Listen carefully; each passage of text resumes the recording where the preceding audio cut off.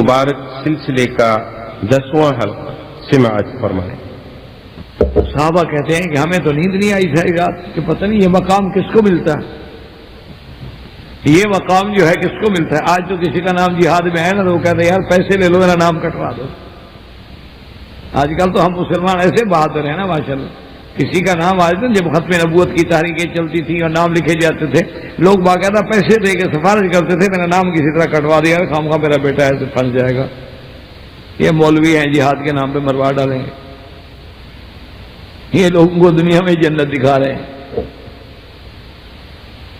कुछ ठीक भी कहते होंगे, वो कहते पहले ये बताओ कि इतने अरसा हो गया है मौलवी कितने मरे हैं, तकरीरें कर करके लोगों के तो माशाल्लाह बेड़े पार करा दिए, लेकिन खुद कितने मरे, इनका अपना कोई बेटा गया है। लेकिन अब अल्हम्दुलिल्लाह ऐसे वाकयात एक नहीं हजारों में मौजूद हैं कि उलमा ने खुद भी कुर्बानी है, उलमा की औलादों ने भी कुर्बानी, उलमा के खानदानों ने भी कुर्बानी है। बहरहाल तो सहाबा कहते हैं कि हम इंतजार में थे और सुबह की नमाज जब हजूर ने पढ़ाई, अब शौक देखे ना जी, सहाबा कहते हैं कि जी हम सफ़े अव्वल में, पहले तो सफ़े अव्वल में पहुंचे कि अभी पहली सफ में होंगे ना तो सामने होंगे, और फिर जब हुजूर ने सलाम फेरा तो हम थोड़े थोड़े और आगे हो गए कि भाई हजूर की नजर मुझ पे पड़ जाए, मुझे झंडा दे दें। हजूर पाक ने नजर दौड़ाई और फरमाया ऐना अलीउन, हजरत अली कहाँ है? साहब ने कहा फी ऐना हिरमदुन या रसूलल्लाह, हुजूर उनकी आंखों में शदीद तकलीफ है, वो अपने खेमे में हैं और वो जमात में भी हाजिर नहीं हो सके, वरना ये हो सकता है कि सहाबी हो और जमात में हाजिर ना हो। हजूर ने फरमाया कि नहीं बुलाओ अली। हजरत अली रज़ी अल्लाह तआला अन्हु फरमाते हैं कि मुझे जब लेके आए ना तो मैंने दो साथियों के कंधे पे हाथ रखा हुआ है, मुझे आंख में इतनी तकलीफ है मुझे जमीन नजर नहीं आती, मैं उनके कंधे पे हाथ रख के चल रहा हूं और हुजूर के सामने आ गया। हुजूर ने फरमाया कि अली मैंने फैसला किया है कि आज ये परचम तुम पकड़ो और तुम दस्ता लेके हमला करो किला मरहब पे। मैंने कहा आमन्ना या रसूलल्लाह, हुजूर मेरी जान कुर्बान है, लेकिन मैं तो जमीन की पुष्ट भी नहीं देख सकता, मैं तो चल नहीं सकता, तो लड़ाई कैसे करूंगा। आपने फरमाया उदनु अली, मेरे करीब हो जाओ। हजरत अली फरमाते हैं कि हुजूर पाक ने अपना लुआब दहन अपने हाथों से मेहरबानी फरमा के मेरी आंखों पे लगा दिया। कहते हैं खुदा की कसम है बस हुजूर के आंख से हाथ हटे और मेरी सारी तकलीफ दूर हो गई, और उसके बाद कभी फिर वो तकलीफ मुझे दोबारा नहीं हुई। हुजूर ने फरमाया कि अब परचम ले लो। हजरत अली रज़ी अल्लाह तआला अन्हु ने वो परचम हाथ में लिया और जाके किला मरहब फतह किया। हुजूर ने पहले खबर दे दी, पहले बता दिया कि उस आदमी को परचम दूंगा जो अल्लाह अल्लाह के रसूल को महबूब है और उसी के हाथ में फतह होगा। अल्लाह ने फतह अता फरमा दी। इसी तरह सहाबा फरमाती हैं हुजूर सल्लल्लाहु अलैहि वसल्लम सफर से मदीने की तरफ आ रहे हैं, सख्त आंधी चली, कहते हैं शदीद आंधी आई तो हुजूर पाक ने सहाबा से फरमाया मालूम होता है कि किसी बड़े मुनाफिक की मदीने में मौत हो गई। सहाबा कहते हैं हम हैरान हैं, लेकिन जब हम मदीने में पहुंचे तो पता चला कि फला मुनाफिक मर गया। हुजूर सल्लल्लाहु अलैहि वसल्लम ने पहले खबर अता फरमा दी। इसी तरह सरकार दो आलम सल्लल्लाहु अलैहि वसल्लम जंगे बदर में है, बड़ा वाक़या अल्हम्दुलिल्लाह आप क़ससुल अंबिया में सुन चुके, पढ़ चुके, सीरतुन नबी में भी आप पढ़ चुके हैं। एक वक्त ऐसा आया हुजूर सल्लल्लाहु अलैहि वसल्लम ने अपने जाबाजू को बुला के फरमाया, आपने फरमाया कि कल इंशाअल्लाह अल्लाह हमें फतह अता फरमाएंगे और फला जगह फला काफिर कत्ल होगा, फला जगह फला काफिर कत्ल होगा, फला जगह फला काफिर कत्ल होगा, फला जगह फला काफिर कत्ल होगा। और सहाबा कहते हैं खुदा की कसम जब जंगे बदर खत्म हो गई हमने उन जगहों को जाके देखा तो 1 इंच का भी फर्क नहीं था, उसी जगह उस काफिर की लाश पड़ी थी जहां हुजूर ने इशारा फरमाया था। हुजूर सल्लल्लाहु अलैहि वसल्लम ने पहले खबर दे दी। तो ये भी खबर, हालांकि तो खैर से तो कि कल क्या होगा, कौन मरेगा, कहां मरेगा, लेकिन तो ने फरमाया यहां मरेगा, ये यहां मरेगा, ये यहां मरेगा। इसी तरह हदीस मुबारक में ये वाकया है ایک آدمی نے، ایک کافر تو بعض کتابوں میں ہے امیہ سے، اور بعض میں کسی دوسرے کافر کا نام آیا ہے، اس نے طے کیا، اس نے یہ بات طے کی کہ اگر مہربانی، آپس میں انہوں نے مشورہ کیا، اور دیکھو مشورہ کہاں کیا، حتیم میں، اللہ کے کعبے میں اور ہجر میں، حتیم کے اندر بیٹھ کے مشورہ کیا ہو رہا ہے. اس نے کہا کہ اگر حضور صلی اللہ علیہ وسلم کو تم قتل کر دو نا تو اتنا پیسے دوں گا. اس لیے ہمیشہ یاد رکھو، حالانکہ دیکھو وہ کفر پہ ہیں، کافر ہیں، اللہ کے نبی کے دشمن ہیں، اور دشمنی اس حد تک کہ اللہ کے پیغمبر کو قتل کرانے کے لیے خدا کے کعبے میں مشورہ ہو رہا ہے. تو یہ باطل لوگ جو ہوتے ہیں یہ نہ سوچا کریں یار کعبے میں ایسی بات ہو سکتی ہے، مسجد میں ایسی بات ہو سکتی ہے، یار فلاں مولوی جو ہے بھلا وہ بھی ایسی بات کہہ سکتا ہے. اللہ کے بندے، مسجد کعبۃ اللہ سے بڑی مسجد کون سی ہے؟ اور حتیم کا معنی کیا ہے؟ کعبے کے اندر. اس نے کہا ٹھیک ہے میں قتل کر دوں گا، لیکن اتنے پیسے لوں گا، آدھے پیسے مجھے ابھی دے دو اور آدھے پیسے جو ہیں وہ قتل کے بعد. اس نے کہا قبول ہے.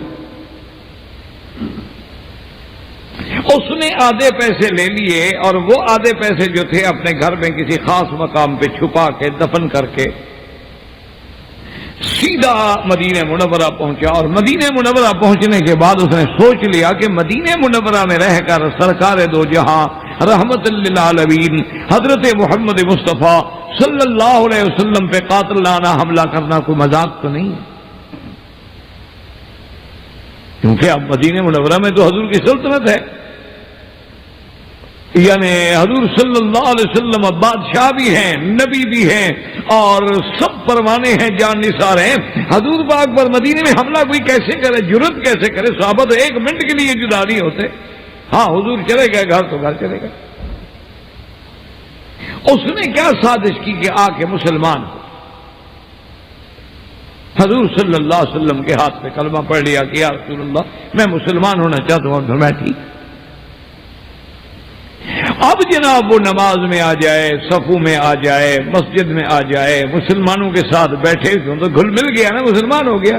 اور لوگ اس کی واہ واہ کر رہے ہیں کہ دیکھو یار ابھی دیکھو مکہ چھوڑ کے آیا ہے، ہمت کی بڑی، اب یہ نیا نیا اسلام میں داخل ہوا ہے.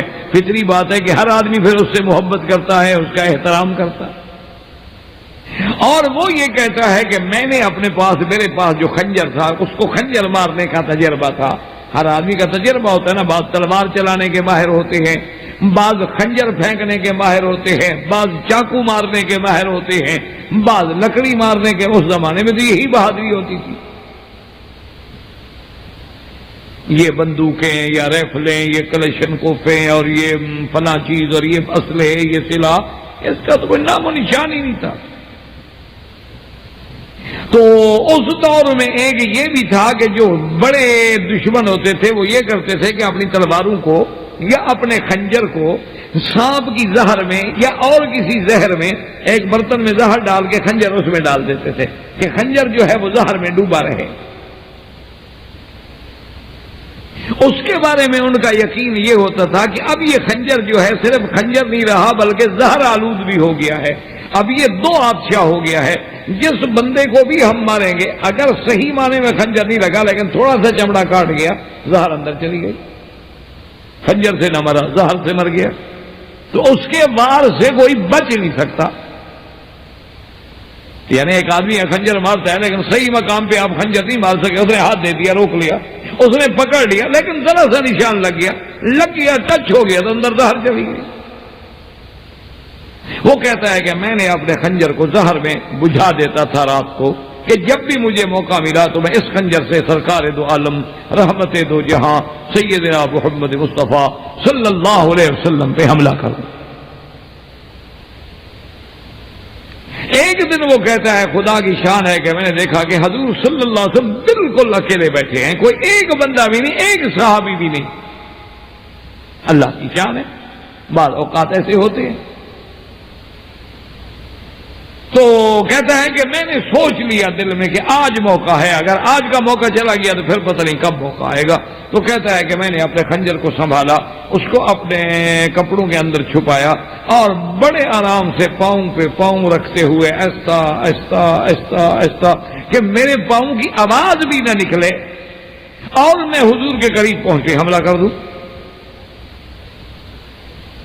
کہتے ہیں بڑی احتیاط سے، بڑے محتاط اندازے سے میں چل رہا ہوں. چلتے چلتے چلتے جب میں عین قریب پہنچ گیا، یعنی باقی صرف وہ تقریباً میرے اور سرکار دو عالم صلی اللہ علیہ وسلم کے درمیان میں 15-20 قدم کا فیصلہ رہ گیا، تو یکدم حضور نے پیچھے دیکھا، فرمایا السلام علیکم، ادھر آؤ، سامنے آ جاؤ. اب تو میں ڈر گیا، اب تو حضور نے دیکھ لیا، اب تو حملہ نہیں کر سکتا.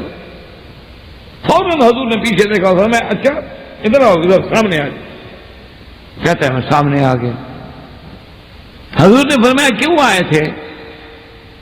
کہنے لگا حضور میں مسلمان ہوا اور پھر اب تمہیں آ رہا تھا کہ آپ کو تکلیف نہ ہو اور آپ کی صحبت میں بیٹھ جاؤں. آج آپ اکیلے بیٹھے تھے. فرمایا حضور نے فرمایا سیدھی سیدھی بات کرو، کیوں آئے تھے تم؟ مجھے یہی سیدھی بات. انہوں نے فرمایا فلاں کافر کے ساتھ جو تم نے حتیم میں بیٹھ کے میرے قتل کا معاہدہ کیا تھا وہ تمہیں بھول گیا ہے؟ اب اس کے تو بالکل اوسان خطا ہو گئے. حضور نے فرمایا اور تم آدھے پیسے لے کے تم نے فلاں جگہ وہ پیسے چھپائے ہیں، یہ بات ٹھیک ہے؟ اس نے کہا حضور یا رسول اللہ آج تک تو میں منافق تھا، لیکن آج مجھے یقین ہو گیا آپ اللہ کے سچے نبی ہیں، اشہد اللہ الہ الا اللہ واشہد ان محمد رسول اللہ. آج میں سچے دل سے کلمہ پڑھ رہا ہوں. ابھی تک تو میں نے مکر کیا تھا، کیونکہ یہ بات آپ کو کسی نے بتائی.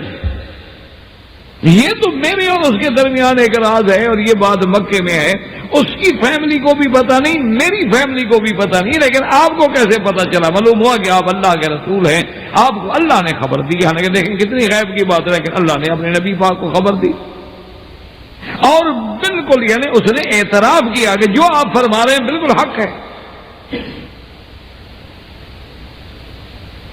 سرکار دو عالم صلی اللہ علیہ وسلم نے اتنی بڑی غیب کی خبر، اتنا بڑا واقعہ کہ جس کا اس کے اپنے اہل و عیال کو بھی پتہ نہیں، لیکن حضور نے بتلا دی.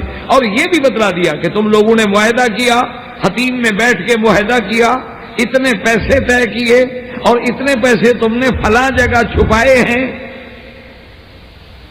اب باقی کیا رہ گیا؟ تو اس نے کہا بالکل یار. اسی طرح سیدہ عائشہ صدیقہ رضی اللہ تعالی عنہا فرماتی ہیں کہ میرے دل میں جو سیدہ فاطمہ الزہرا رضی اللہ تعالی عنہا کا احترام، اکرام اور عزت تھی، اور کسی کی میرے دل میں اتنی احترام نہیں تھا. کیونکہ بی بی فاطمہ جو ہے، بی بی عائشہ کہتی ہے کہ خدا کی قسم ہے سیدہ فاطمہ عین تصویر تھی محمد رسول اللہ، کہ اگر بی بی فاطمہ پہ نظر پڑے تو حضور نظر آ جائے. اس لیے مجھے محبت تھی بی بی فاطمہ. اور بی بی عائشہ فرماتی ہے کہ واللہ ہے کہ خدا کی قسم ہے کہ بی بی فاطمہ بولنے میں، بیٹھنے میں، اٹھنے میں، چلنے میں بے عین ہی معلوم ہوتا تھا کہ سرکار دو جہاں کی تصویر کیا ہے صلی اللہ علیہ وسلم. تو اس لیے مجھے بی بی فاطمہ سے بڑا پیار تھا. لیکن بی بی عائشہ فرماتی ہیں ایک واقعہ ایسا ہوا کہ میرے دل میں ان کی عظمت شان میں کمی آ گئی کہ سرکار دو عالم کی وفات کی یعنی وقت ہے، مرض الوفات ہے، جس میں سرکار دو جہاں صلی اللہ علیہ وسلم کی وفات ہوئی ہے. اسی بیماری کے دوران میں بی بی فاطمہ آئی، حضور نے اشارہ کیا، بی بی فاطمہ حضور کے قریب ہوئی، تو اس کے بعد جو ہے بی بی فاطمہ فوراً رونے لگی. تھوڑی دیر گزری پھر حضور نے اشارہ کیا. سیدہ فاطمہ الزہرا رضی اللہ تعالی عنہا پھر حضور سرکار دو عالم صلی اللہ علیہ وسلم پہ جھک گئیں، اور حضور نے کوئی بات فرمائی اس کے کان میں تو بی بی فاطمہ ہنسنے لگ گئی. تو بی بی عائشہ فرماتی ہیں کہ میں تو حیران ہو گئی کہ یہ وقت ہے ہنسنے کا، یعنی سرکار دو عالم صلی اللہ علیہ وسلم کی تکلیف کا وقت ہے. اور آپ کی تکلیف کا یہ عالم تھا کہ وہ تکلیف کسی عام انسان کو ہو تو برداشت نہیں کر سکتا. حضور نے فرمایا اوان انقطاع اب ہو رہی، عائشہ میری آنتیں مبارک جو ہیں وہ کٹ رہی ہیں اس زہر کی وجہ سے جو مجھے یہودیہ نے دیا تھا.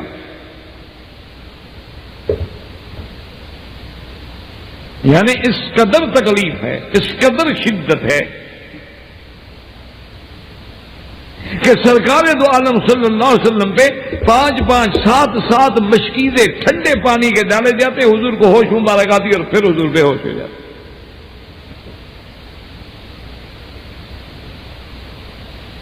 اس قدر تکلیف میں اس وقت میں بی بی فاطمہ کا ہنسنا جو ہے، بی بی عائشہ کہتی ہیں کہ تعجب تو میں تو حیران ہو گئی کہ بی بی فاطمہ یہ ہنسنے کا وقت ہے، سرکار کے جانے کا وقت ہے، جدائی کا وقت ہے، رونے والی بات تو سمجھ آ گئی لیکن ہنسنا کیوں ہے؟ پھر کھلا کے بی بی ہنس پڑی. لیکن بی بی عائشہ فرماتی ہیں کہ مجھے جرأت نہ ہوئی اس وقت میں، اس صدمے کے علم کے زمانے میں نے کوئی بات نہ کی. لیکن جب سرکار دو عالم صلی اللہ علیہ وسلم کی وفات مبارک کا مرحلہ گزر گیا، کچھ دن گزر گئے، کچھ ہم صدمے سے سنبھل گئے، تو میں نے بی بی فاطمہ سے وہ بات نہ رہ سکی. میں نے کہا بی بی فاطمہ میرے دل میں تو سب سے زیادہ آپ کی قدر ہے، لیکن یہ آپ نے کیا کیا؟ یہ ہنسنے کا وقت تھا. تو بی بی فاطمہ الزہرا نے کہا کہ اما جان اگر آپ نے پوچھ لیا ہے تو پھر میں آپ کو بتاتی ہوں، ورنہ ہو سکتا ہے کہ میں یہ راز کسی کو نہ بتا دوں. میں کیا بات تھی؟ انہوں نے کہا کہ جب سب سے پہلے میں حضور کے قریب ہوئی، سلام کیا، آپ کے سر سینے مبارک پہ جھکی، تو حضور نے مجھے کان میں بتلا دیا کہ فاطمہ اب میرے اللہ کے پاس جانے کا وقت آ گیا، اب میری وفات قریب، اور اللہ تبارک و تعالیٰ کے پاس جانے کا میرا وقت قریب آ چکا ہے. تو میں حضور کے فراق میں رو پڑی کہ حضور کی وفات کا وقت آ گیا. پھر حضور نے دوبارہ مجھے اشارہ کیا، دوبارہ مجھے قریب کیا، تو حضور نے فرمایا کہ فاطمہ تم اس بات پہ خوش نہیں ہو کہ تمام اہل بیت میں سے سب سے پہلے جلدی تو تم میرے پاس آؤ گی، تم مجھے ملو گی. تو میں خوش ہو گئی کہ جب حضور کو ملنا ہے جلدی. تو اس خوشی میں ہنس پڑی، کیونکہ حضور کے ملنے کی جو خوشی تھی میں کیسے چھپا سکتی تھی. تو بی بی عائشہ فرماتی ہیں کہ تمام اہل بیت حیران رہے، اور اول ما توفیت، حضور کے بعد سب سے پہلے پھر وفات ہوئی تو بی بی فاطمہ. وہ حضور کا فرمان پورا ہو گیا کہ تمام خاندان میں سے سب سے پہلے تو تم آؤ گی میرے پاس. تو یہ بھی ایک غیب کی خبر تھی جو اللہ تبارک و تعالی نے اپنے پیغمبر کو عطا. اسی طرح سرکار دو عالم صلی اللہ علیہ وسلم نے ارشاد فرمایا ایک دن اپنے ازواج مطہرات کو، آپ نے فرمایا اسرعکن بی لحوکن اطولکن یدن. آپ نے فرمایا میری ازواج مطہرات تم میں سے، تم بیویوں میں سے سب سے پہلے وہ بیوی میرے پاس آئے گی میری وفات کے بعد جس کا ہاتھ لمبے ہے. اطولکن یدن، جن کے ہاتھ لمبے ہیں وہ بیوی سب سے پہلے مجھے ملے گی. اب سب ازواج مطہرات کہتی ہیں کہ ہم حیران ہو گئے، ہم نے تو ہاتھ کا پیمائش شروع کر دیا، بھئی لے آؤ دیکھو کس کا ہاتھ لمبا ہے. تو کہتے ہیں کہ ہاتھ جو تھے بے اعتبار ہاتھ کے بھی سودا کا ہاتھ لمبا تھا، کیونکہ بعض ہاتھ لمبے ہوتے ہیں، بعض درمیانے ہوتے ہیں، بعض چھوٹے ہوتے ہیں. جیسے قد ہے، بعض قد لمبا ہوتا ہے، بعض درمیانہ ہوتا ہے، بعض چھوٹا ہوتا ہے. تو بی بی سودا رضی اللہ تعالی عنہا کا ہاتھ مبارک جو ہے وہ لمبا تھا. تو ہم نے کہا کہ بی بی سودا خوش قسمت ہے، اس کی وفات حضور کے پاس جلدی ہوگی اور جلدی جائے گی حضور کے پاس. تو کہتی ہیں لیکن فوت ہو گئی بی بی زینب پہلے. جب بی بی زینب فوت ہو گئی پہلے تو ہمیں اب حضور کا وہ فرمان سمجھ آیا. ہم نے کہا کہ حضور نے جو فرمایا تھا نا کہ اطولکن یدن کنایۃ عن الجود والسخاء، حضور نے فرمایا جس کے ہاتھ لمبے ہوں گے اشارہ تھا کہ جو سخی ہو. تو سب سے زیادہ سخاوت تھی بی بی زینب وہ اسی لیے ام المساکین کہلاتی تھی کہ غریبوں کی ماں ہے. کوئی بھی غریب ان کے دروازے پہ جاتا تو خالی نہیں آتا تھا. تو حضور صلی اللہ علیہ وسلم نے اشارہ کیا کہ وہ بی جلدی آئے گی جس کے ہاتھ لمبے ہوں گے. مانا کیا تھا کہ یعنی اشارہ تھا سخاوت سے.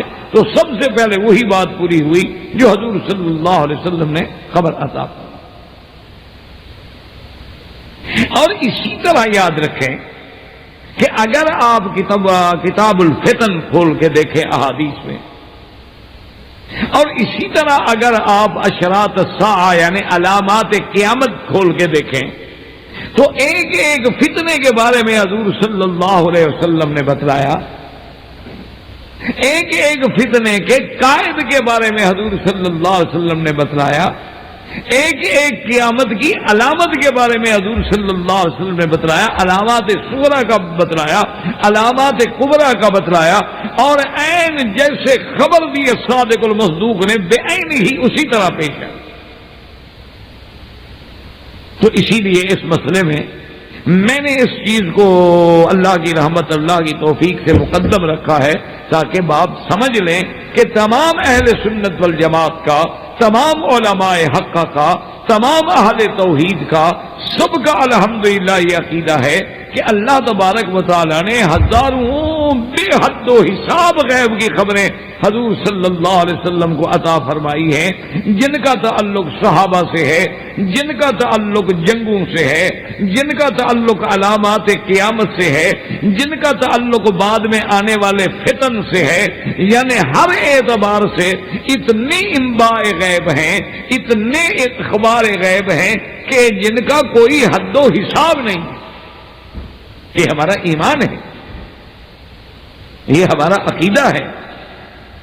لیکن یہ کیا ہے؟ اس کو ہم کہیں گے انباء عن الغیب، اظہار عن الغیب، اخبار عن الغیب، اطلاع علی الغیب، کہ اللہ نے غیب کی بات کو پیغمبر پہ کھول دیا. غیب کی اللہ نے اطلاع دے دی، حضور کو مطلع کر دیا. غیب اللہ نے حضور پہ ظاہر فرما دیا. غیب کے بارے میں اللہ تبارک و تعالیٰ نے آپ کو باخبر کر دیا. اور اسی کو اللہ نے قرآن میں کہا کہ ذالک من انباء الغیب. میرا مدنی ہے، غیب کی خبریں تو ہیں جو ہم نے آپ کی طرف واہی کی. اور ساتھ یہ بھی بتلا دیا کہ میرا محبوب جب تک ہم نے آپ کو نہیں بتائیں گے لا تعلمها انت ولا قومك من قبل، میرے بتانے سے پہلے نہ آپ جانتے تھے نہ آپ کی قوم جانتی. اس لیے ایک ہے غیب پر مطلع کر دینا، ایک ہے غیب کی خبر دے دینا، ایک ہے غیب کو ظاہر کر دینا، ایک ہے علم غیب. علم غیب جو ہے وہ خاصہ خداوندی ہے، وہ اللہ کے سوا کسی کے لیے نہیں. اس بات کو اچھی طرح دماغوں میں سمجھیں گے. یہی وہ وجوہات ہیں کہ جب وہ ایسے واقعات سنا دے، دیکھو جی حضور نے غیب کی خبر دی ہے، یہ وہابی کہتے ہیں حضور کو غیب نہیں ہے. یہ دیکھیں حضور نے غیب کی خبر دی ہے کہ نہیں دی. یہ دیکھیں حضور صلی اللہ علیہ وسلم نے فرمایا کہ اوتی تو علم علوم الاولین والآخرین، اللہ نے مجھے اولین و آخرین کا علم عطا فرمایا. دیکھو جی حضور نے خبر دی ہے کہ نہیں دی. یہ دیکھو جی حضور صلی اللہ علیہ وسلم نے فرمایا کہ صحابہ آج جو پوچھنا چاہتے ہو پوچھو. اور حضرت حذیفہ بن الیمان صاحب سر رسول اللہ صلی اللہ علیہ وسلم فرماتے ہیں کہ حضور پاک نے مجھے قیامت تک آنے والے تمام فتنوں کے بارے میں بتایا ہے، اور ان فتنوں کی جو قیادت کریں گے ان قائدوں کا نام بھی بتلا دیا ہے. اچھا اسی طرح آپ دیکھ رہے ہیں حضور پاک نے خبر نہیں دی کہ علامات قیامت میں ایک وقت آئے گا کہ حفاتن عراتن غرلن، کہ سر کے ننگے پاؤں ننگے بکریاں چرانے والے بدن ننگے لوگ جو ہوں گے. ایک وقت آئے گا یتطاولون فی البنیان، بلڈنگوں کی بلندی میں فخر کریں گے. وہ کہے گا میری بلڈنگ بڑی ہے، وہ کہے گا نہیں میری اس سے اونچی ہے. آپ دیکھ رہے ہیں دنیا میں آج بالکل سامنے ہے کہ نہیں.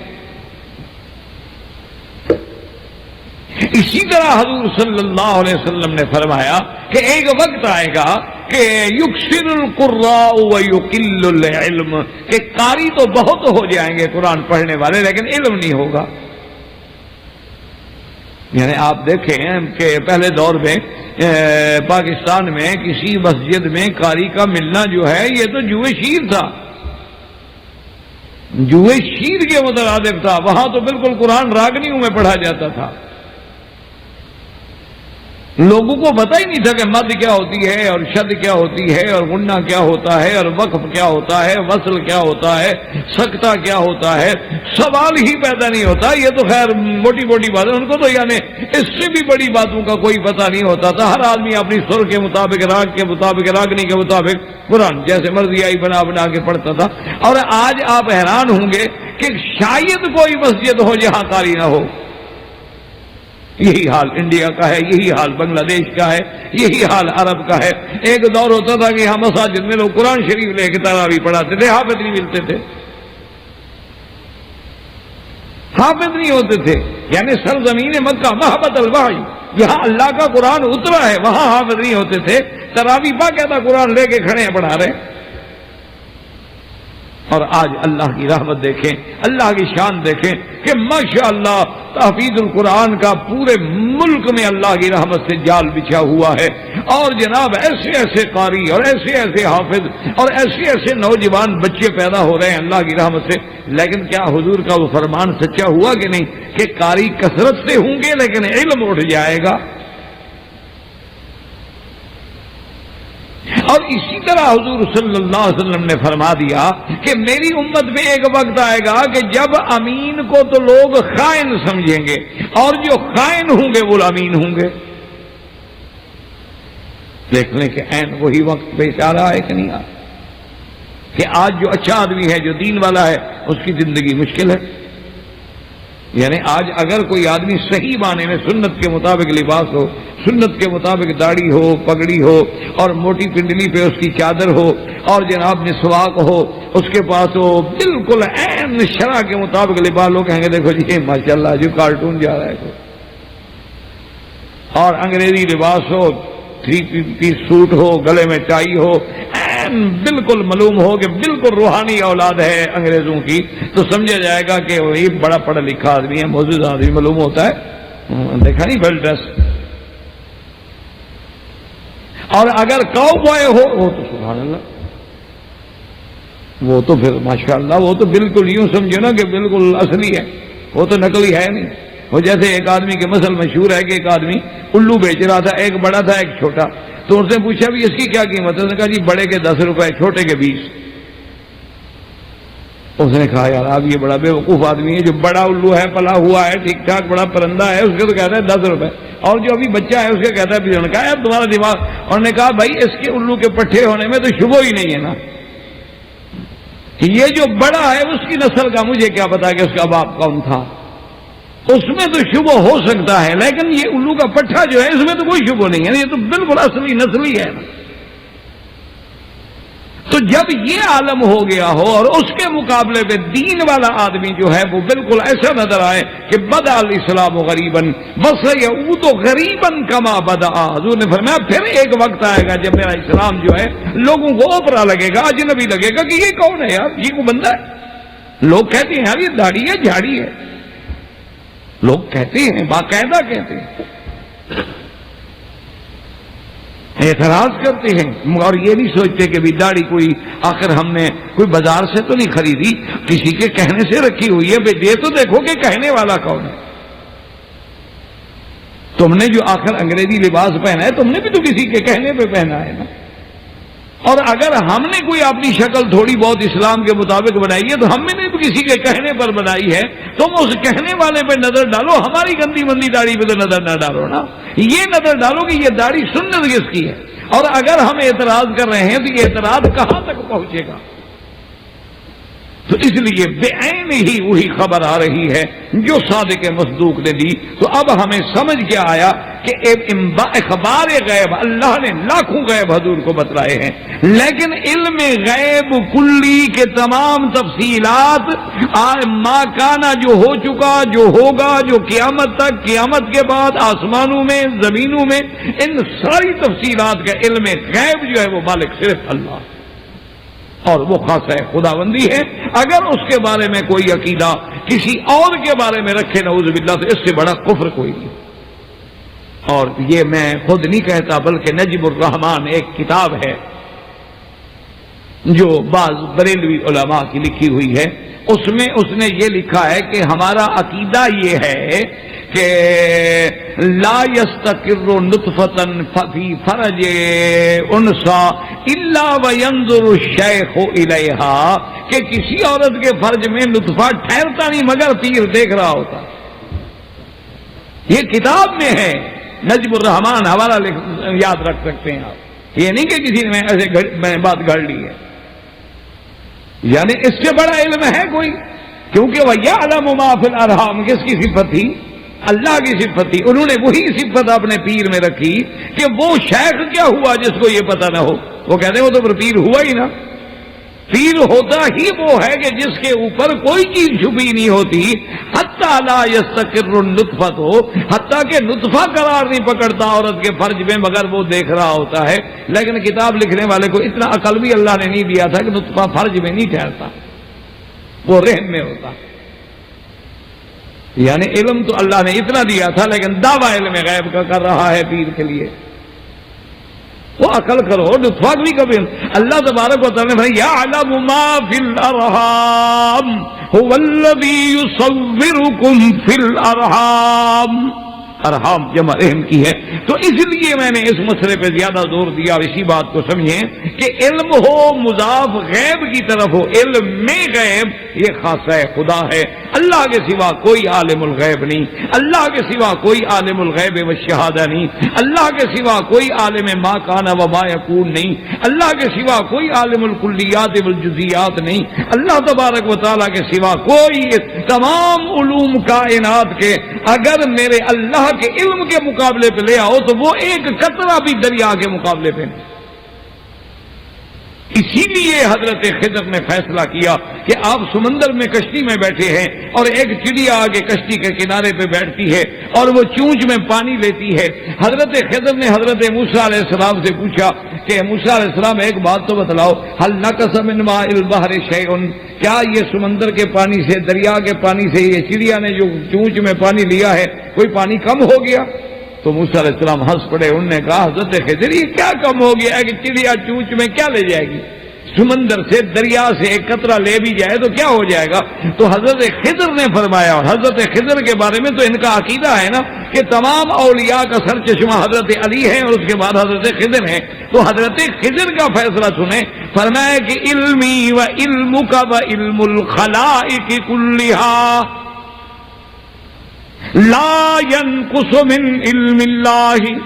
فرمایا کہ موسیٰ علیہ السلام اللہ نے تجھے شریعت کا علم دیا ہے، مجھے تکوینیات کونیات کا علم دیا ہے. میرا علم، تیرا علم، اللہ کی ساری مخلوق کا علم، فرشتوں کا علم، انبیاء کا علم، اولیاء کا، ساری مخلوق. علمی و علمک و علم الخلائق کلھا، ساری مخلوق کا علم. اللہ کے علم سے اتنا کمی بھی نہیں کر سکتے جتنا کمی اس چڑیا نے سمندر کے پانی سے کی ہے. کیوں؟ علماء نے فرمایا کہ ایک قطرے کو دریا سے تو کوئی نسبت ہو سکتی ہے نا، کوئی کمپیوٹر کل نکلا ہے ضرب تقسیم دے کے کوئی نسبت نکال لے، لیکن مخلوق کے علم کو اللہ کے مقابلے پر اللہ کے علم سے کیا نسبت ہو سکتی ہے؟ تو اس لیے ہمیشہ یاد رکھیں کہ عالم الغیب ہونا، عالم الغیب و شہادہ ہونا، اور عالم موجودات معدومات ہونا کہ جو چیز ابھی وجود میں بھی نہیں آئی اس کا بھی علم، جو لوگ ابھی پیدا بھی نہیں ہوئے اس کا علم. اسی لیے فرمایا اول ما خلق اللہ القلم، سب سے پہلے اللہ نے تقدیر کی قلم، اور اس کے بعد اس کو حکم دیا اکتب ما کان وما یکون وما هو کائن الی یوم القیامہ، لکھو جو ہو چکا ہے، جو ہو رہا ہے، جو آئندہ ہوگا قیامت تک. اسی کو لوگ دھوکے میں آ جاتے ہیں نا. وہ کہتے ہیں جی اللہ نے لکھ دیا ہے کہ میں نے ڈاکہ مارنا ہے، اللہ نے لکھ دیا ہے میں نے چوری کرنی ہے، اللہ نے لکھ دیا ہے میں نے زنا کرنا ہے، پھر سزا کس بات کی؟ اسی پہ لوگ جو ہیں وہ بدعقیدگی کا شکار ہو جاتے ہیں. اللہ کے بندے، لکھنے کا معنی یہ نہیں ہے. مثال کے طور پر آپ کی گاڑی میں ایئر کنڈیشن لگا ہوتا ہے، اس پہ دونوں نشان ہوتے ہیں، کول کا بھی ہیٹ کا بھی، کہ بھی اگر آپ نے ٹھنڈا کرنا ہے اس کو کول پہ رکھے اور چلا دے، گاڑی ٹھنڈی ہو جائے گی. لکھا ہوا تو دونوں ہے، ہیٹ بھی لکھا ہے، کول بھی لکھا ہے، لیکن گرمی میں اگر اس کو بہٹا کے ہیٹ پہ رکھ کے چلا دو تو چلانے والے کا قصور ہے، لکھنے والے کا قصور نہیں۔ اللہ نے ہر چیز لکھ دی، کیا مانا جو ہم نے کرنا تھا کہ پیدا ہونے کے بعد جو ہم کریں گے وہ اللہ جانتے تھے، وہ پہلے لکھ دیا۔ یہ نہیں کہ ہمیں زبردستی مجبور کیا کہ تم نعوذ باللہ چوری کرو، چوری ہم نے خود کی، زنا ہم نے خود کیا، برائی ہم نے خود کی، اسی لیے تو سزا ملے گی۔ لہا ما کسبت ولکم ما کسبتم، اللہ فرماتے ہیں میں تمہیں ایسے تو سزا نہیں دے رہا، جزاء بما کانوا یعملون ولکم ما کسبتم بما قدمت ایدیکم، جو تم نے اپنے ہاتھوں سے کما کے آگے بھیجا وہی تمہیں مل رہا ہے، جو تم نے کیا ہے اسی کی تمہیں سزا دے رہا ہوں۔ باقی ہے لکھ دینا، یہ اس کے کمال علم پہ دلالت کرتا ہے کہ ہمارے کرنے سے پہلے ہی اللہ جانتے تھے۔ تو اب انشاءاللہ زندگی باقی اللہ کو منظور ہے تو اگلے درس میں وہ علم غیب اور اس کے لیے اللہ کے قرآن سے اور احادیث مبارکہ سے جو اللہ توفیق دیں گے۔ وما علینا الا البلاغ وآخر دعوانا الحمدللہ رب العالمین۔ برادران اسلام، واجب الاحترام بزرگوں، دوستوں، بھائیوں، عزیز نوجوانوں، عقیدہ مسلم کے دروس کے سلسلے میں مسئلہ علم غیب پہ ہم درس سابق میں کچھ دلائل کا ذکر کر رہے تھے۔ اصل میں یہ مسائل جو ہیں اتنے مہم ہیں، اہم ہیں، دقیق ہیں کہ ان کے لیے تو بہت بڑی وسعت وقت کی ضرورت ہوتی ہے۔ تو آج ہم سب سے پہلے قرآن مقدس کی 2-4 آیات مبارک، ورنہ اللہ کے قرآن میں تو متعدد آیات ہیں جو اس بات پہ دلالت کرتی ہیں کہ علم غیب، علم ما کان و ما یکون اور علم کلی جزئی، تمام تفصیلات، جزئیات، معدومات، موجودات، مخلوقات، قبل الوقوع بعد الوقوع کا عالم جو ہے صرف اللہ تبارک و تعالیٰ کی ذات ہے اور اس میں اس کا کوئی شریک نہیں۔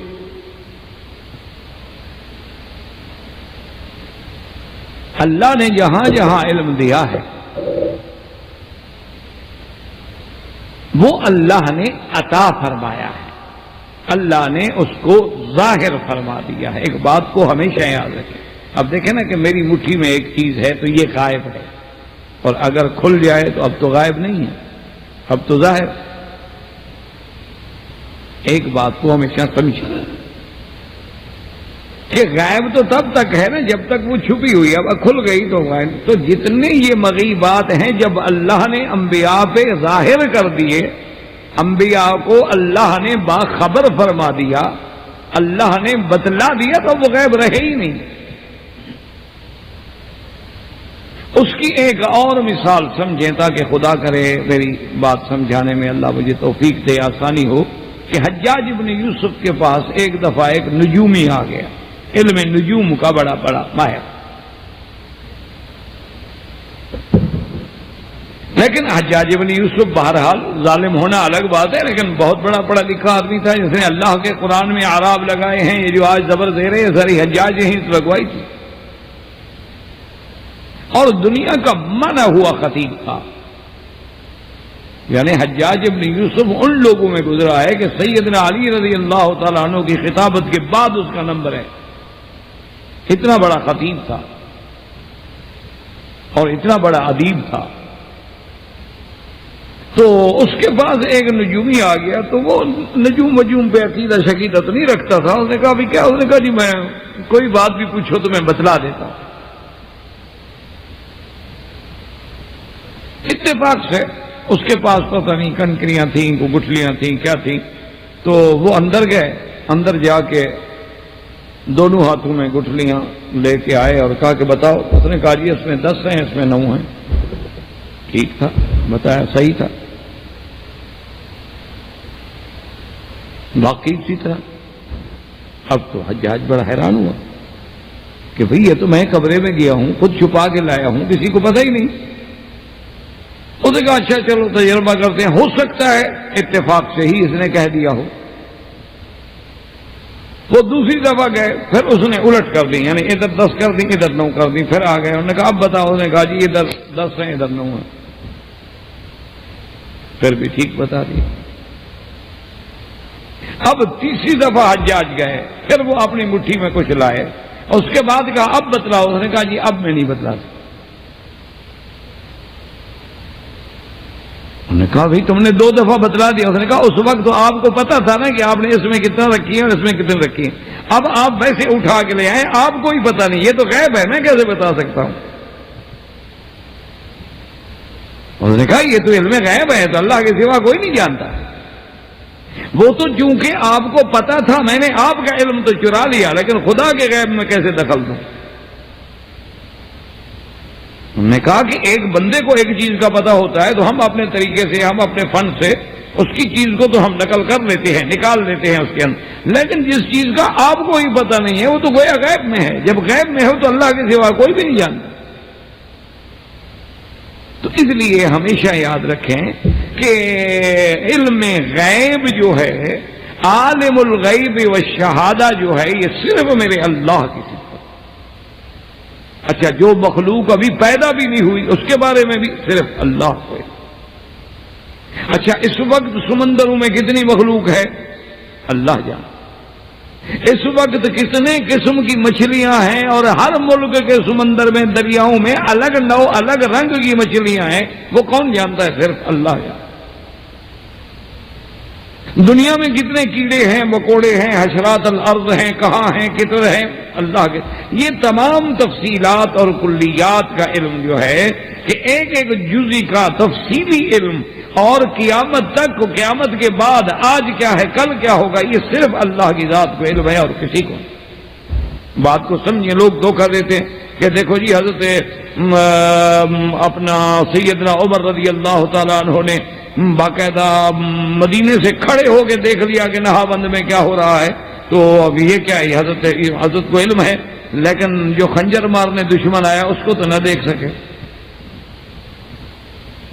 یعنی مدینے سے کھڑے ہو کے نہاوند کو تو دیکھ رہے ہیں، جو پچھلی صف میں چھپا ہوا کھڑا ہے بدبخت، جو شقی وہاں کھڑا ہے فیروز، اس کو نہیں دیکھ سکتے ہیں، تو مانا یہ ہے کہ وہ اللہ نے کھول دیا اور یہاں اللہ نے نہیں کھولا۔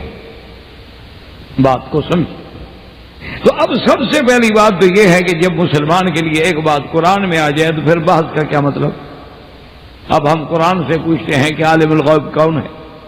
اللہ فرماتے ہیں هو اللہ الذی لا الہ الا هو عالم الغیب والشہادہ هو الرحمن الرحیم، اسی کی ذات ہے جو عالم الغیب والشہادہ ہے۔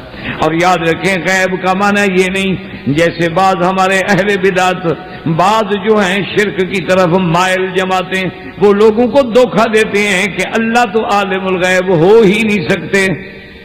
وہ کہتے ہیں عالم الغیب تو نبی ہوتے ہیں، ولی ہوتے ہیں، خدا تو عالم الغیب نہیں ہوتا۔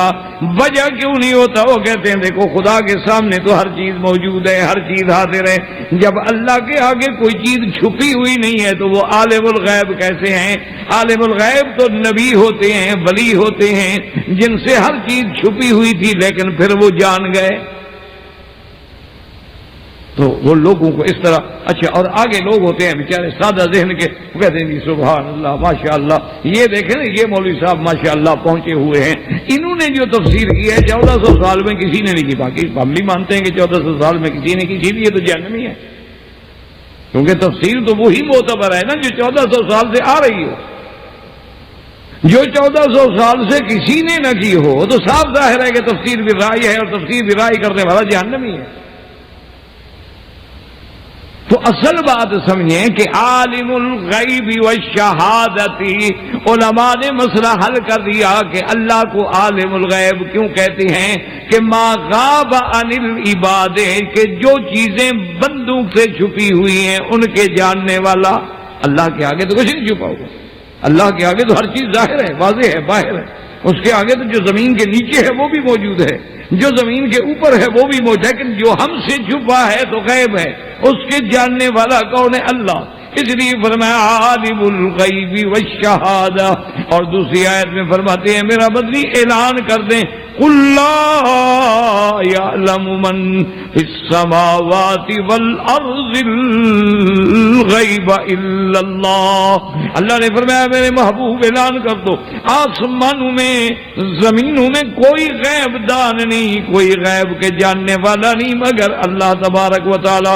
وما یشعرون ایان یبعثون. اور جو پیر مزاروں میں ہیں اپنے قبروں میں ہیں ان کو جو تم فریادیں سنا رہے ہو اور سمجھ رہے ہو کہ ان کو علم غیب حاصل ہے، اللہ نے فرمایا ان کو تو یہ بھی پتہ نہیں کہ خود قبروں سے کب اٹھائے جائیں گے، ان کو تو اپنا پتہ نہیں، تیرا پتہ کیسے ہوگا؟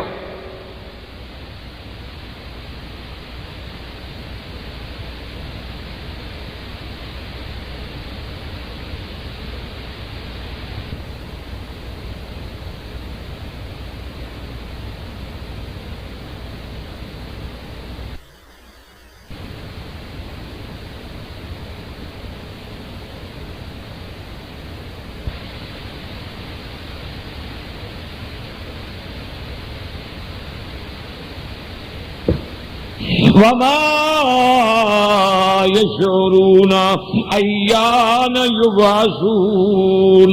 یہ دو آیتیں اسی جگہ اللہ فرماتے ہیں يسألك الناس عن الساعة قل إنما علمها عند الله وما يدريك لعل الساعة تكون قريبا. میرا بدری صلی اللہ علیہ وسلم آپ سے لوگ آگے پوچھتے ہیں قیامت کب ہوگی، آپ ان کو کہہ دیں گے اس کا علم میرے اللہ کے پاس ہے، کسی کو پتہ نہیں. علامات کا پتہ تو ہے، نشانیوں کا پتہ تو ہے، لیکن کون سا دن ہوگا، کون سا مہینہ ہوگا، کون سی گھڑی کوئی نہیں جانتا. قل انما علمها عند اللہ وما يدريك لعل الساعة تكون قریبا. اور میرا بدری آپ کو کیا پتہ ہو سکتا ہے کہ قیامت قریب ہو، لیکن قیامت کی تعیین کا علم جو ہے، ویسے تو حضور نے فرمایا جمعہ کے دن قیامت ہوگی، لیکن وہ جمعہ کون سا ہوگا، کس مہینے کا ہوگا، کس سال میں ہوگا، لا یعلمها الا اللہ. اچھا اسی طرح اور آیت میں دیکھیں اللہ نے فرمایا یسألونک عن الساعة ایان مرساها فیما انت من ذکراها الى ربک منتہاها. میرا مدنی آپ سے پوچھتے ہیں کہ قیامت کب ہوگی، آپ ان کو بتا دیں کہ مجھے کیا پتا ہے. قیامت کی انتہا کا، قیامت کی تعیین کا علم جو ہے وہ اللہ تبارک و تعالیٰ کے سوا کسی کو نہیں. اور آیت میں فرمایا یسألونک عن الساعة، قیامت کے بارے میں پوچھتے ہیں، میرا نبی فرما دیں لا یجلیھا لوقتها الا هو، وہ کبھی نہیں کھلے گی، کوئی نہیں جانتا، کوئی نہیں ظاہر کر سکتا مگر اللہ تبارک و تعالیٰ کی ذات ظاہر کر سکتی ہے. اور اسی طرح اللہ نے فرمایا میرا بدی اعلان کر دے قل لا أملك لنفسي نفعا ولا ضرا إلا ما شاء الله ولو كنت أعلم الغيب لاستكثرت من الخير وما مسني السوء إن أنا إلا نذير وبشير لقوم يؤمنون. میرا بدری اعلان کر دو کہ لوگوں میں تو اپنے نفع نقصان کا بھی مالک نہیں ہوں مگر جو اللہ تبارک و تعالیٰ چاہے. اور نہ میں عالم الغیب ہوں نہ میں علم غیب کا دعوے دار ہوں. وَلَوْ كُنْتُ أَعْلَمُ الْغَيْبَ، اگر میں علم غیب جاننے والا ہوتا تو میں تو ساری خیر کی چیزیں اکٹھی کر لیتا، مجھے کبھی تکلیف بھی پیش نہ آتی. تو ایک آیت نہیں سارا قرآن بھرا ہوا ہے. جب اللہ کا قرآن یہ واضح کر دے، اللہ کا قرآن اللہ کے نبی کی زبان سے اعلان کروا دے کہ عالم الغیب کوئی نہیں، علم غیب کا مالک کوئی نہیں، علم غیب کسی کے پاس نہیں، پھر قرآن کو بھی بندہ نہ مانے، تفاسیر کو بھی نہ مانے. 1400 سال کی تفاسیر، صحابہ کی تفاسیر، خلفاء راشدین کی تفاسیر، سرکار دو عالم صلی اللہ علیہ وسلم جب آپ فرما دیں کہ خمس لا يعلمهن، کہ اے لوگوں یاد رکھ لو یہ 5 خصوصیات تو ایسی ہیں اللہ نے اس کا علم کسی نبی، کسی ملک، کسی فرشتے کو بھی نہیں دیا ہے، اللہ کے سوا ان کو کوئی نہیں جانتا ہے۔ تو قرآن پاک میں ایک نہیں یعنی ایسی متعدد آیات ہیں اور ہر صورت میں آیات ہیں کہ علم غیب، لیکن یاد رکھ لو علم غیب کا کیا معنی؟ جو بندوں سے چھپا ہے، مخلوق سے چھپا ہے، اس کی ساری تفصیل جاننے والا کون ہے؟ اللہ تبارک و تعالی۔ اچھا پیدا ہونے سے پہلے، پیدا ہونے کے بعد، اچھا آج ہم بیٹھے ہیں مثلا ستمبر میں اور اس مسجد میں بیٹھے ہیں، یہ یعنی 2002 ہے، لیکن اگلے 10 سال میں کتنے بندے پیدا ہوں گے اس کا علم کس کو ہے؟ صرف اللہ کو، اللہ کے سوا کوئی نہیں جانتا۔ تو جب قرآن بات کہہ دے اور اس کے بعد پھر کسی کو بولنے کا کیا حق ہوتا ہے؟ لیکن خدا کی قدرت ہے کہ بعض لوگوں نے محبت میں آ کے اور بعض لوگوں نے دشمنی میں آ کے اللہ کے قرآن کو بھی بدل ڈالا، اللہ کے قرآن میں تحریفات کر دی ہیں، اللہ ہدایت۔ بعض تو محبت میں آ گئے نا کہ جی انبیاء کا علم غیب ثابت کرنے کے لیے، اولیاء اللہ کا علم غیب ثابت کرنے کے لیے انہوں نے ایسا زور لگایا کہ اللہ کے قرآن میں تحریف کر، اللہ کے قرآن کو بدل ڈالا، اللہ معاف کر۔ اب جناب اس کے بعد ذرا بات کو مزید سمجھانے کے لیے اور آسانی کے لیے ہم چلتے ہیں کہ سب سے بڑی مخلوق اللہ نے جو پیدا کی ہے وہ 3 مخلوقات ہیں، ایک فرشتے ہیں اور انسان ہیں اور جن، یہ 3 مخلوق۔ باقی تو حیوانات ہیں نا، حیوان تو مکلف ہی نہیں ہوتا، اس کے تو بحث کرنے کی ضرورت نہیں، کیونکہ وہ تو ایسی مخلوق ہے کہ جو مکلف نہیں، جس پہ کوئی شریعت نہیں، جس پہ کوئی احکام نہیں، جس کے لیے کسی پیغمبر کی ضرورت نہیں، اس لیے ان کو شمار نہیں کیا جاتا، ورنہ اللہ کی مخلوق تو بے شمار ہے، اللہ کی مخلوق تو اتنا ہے جس کو کوئی گن نہیں سکتا۔ تو اب 3 مخلوق ہیں اہم، ملائکہ، انسان اور جن۔ ملائکہ بھی مکلف نہیں، کیونکہ ملائکہ معصوم ہیں اور اللہ کی مخلوق ہیں اور عبادت کے لیے پیدا ہوئے ہیں، ان میں اللہ نے قوات شہوانیہ رکھی ہی نہیں ہیں، حیوانی قوتیں رکھی ہی نہیں ہیں، بات ختم ہو گئی۔ اس لیے ان پر بھی کوئی شریعت نہیں، ان کے لیے کوئی پابندی نہیں، ان کے ذمے بس تسبیح، تقدیس، تحلیل، تحمید اور جو اللہ حکم دیتے ہیں وہ تعمیل، لیکن وہ نور سے پیدا ہوئے۔ اور اس کے بعد انسانوں کے بعد جن۔ تو اچھا اب سب سے پہلے جناب ہم اللہ کی اس نوری مخلوق سے پوچھتے ہیں کہ بھی علم غیب کے بارے میں نوری کا کیا عقیدہ ہے، کیونکہ آج کل یہ بھی تو بڑا جھگڑا ہے نا نوریوں کا،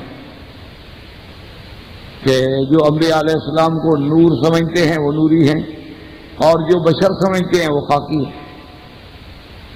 وہ ایک دفعہ پرانی بات ہے، حضرت شاہ جی عطا اللہ شاہ بخاری رحمۃ اللہ علیہ زندہ تھے، ختم نبوت کی تحریک چل رہی تھی مرزا غلام احمد قادیانی کے خلاف، تو اس میں تمام جماعتیں الحمدللہ اکٹھے ہو کے قادیانیوں کے رد پہ ساری جماعتیں اکٹھی تھیں، جن میں بریلوی حضرات بھی تھے، بڑے بڑے ان کے لیڈر ابو الحسنات تھا اور اسی طرح فیض احمد تھا اور صاحبزادہ فیض الحسن تھا، ان کے بڑے بڑے لیڈر لوگ تھے، یعنی وہ بھی تھے اور کچھ شیعہ میں سے بھی تھے، مظفر شمسی تھا، بڑے بڑے لوگ تھے، سب اکٹھے ہو کے، کیونکہ ختم نبوت کا ایک عقیدہ جو تھا وہ چونکہ ایسا تھا تو سب اکٹھے ہو کے کام کر رہے تھے۔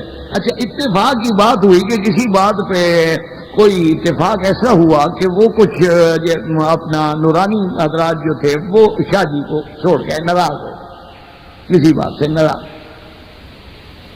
ایک جلسہ لاہور میں ہو رہا تھا بہت بڑا، تو کسی نے چٹ لکھا، اس نے کہا کہ شاہ جی وہ نورانی گروپ آپ کو چھوڑ گیا ہے تو اس کی وضاحت کریں جلسے میں کہ آپ کا قصور ہے یا ان کا کوئی قصور ہے کہ آخر آپ کو کیوں چھوڑ گیا جب اکٹھے تھے، جب آپ لوگ ایک مشترکہ تحریک چلا رہے ہیں اور ہر جگہ آپ لوگوں کے جلسے اکٹھے ہوتے تھے، تو آج وہ آپ کو کیوں چھوڑ گئے ہیں؟ تو شاہ جی نے جب چٹ پڑا تم نے کہا کہ بھائی یہی تو نورانیوں کی دلیل ہے، یہ نوری تو حضور کو چھوڑ گئے تھے تو شاہ جی کی کیا طاقت؟ انہوں نے کہا کہ دیکھو جبریل علیہ السلام نوری تھے کہ نہیں، وہ بھی تو معراج والی رات حضور کو چھوڑ گیا، جی آگے میں نہیں جا سکتا، آپ کیا؟ انہوں نے کہا اگر میں خاکی ہوتا میں کہتا جل جاؤں گا، لیکن حضور کا ساتھ کیوں چھوڑوں؟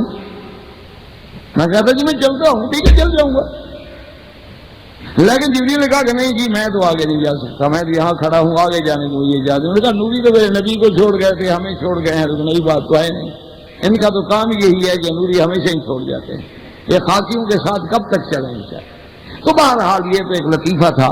تو باہر صورت کہنے کی بات یہ تھی کہ نوری جو ہیں ان سے پوچھتے ہیں کہ تمہارا عقیدہ کیا ہے علم غیب کے بارے میں۔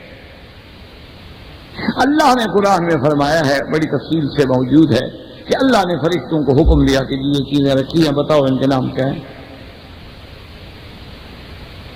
اب فرشتوں کو کیا پتا کہ جناب یہ ٹیپ ریکارڈر ہے، اور یہ جناب منادیل ہیں، اور یہ جناب فنجان ہے، اس سے چائے پیتے ہیں، اور یہ ٹیپ ریکارڈر ہے، کبھی کبھی مولویوں کی تقریر کے کام آتا ہے، اکثر گانے شانے کے کام آتا ہے، کبھی کبھی مولویوں کے پلے بھی چڑھ جاتا ہے ہاتھ میں۔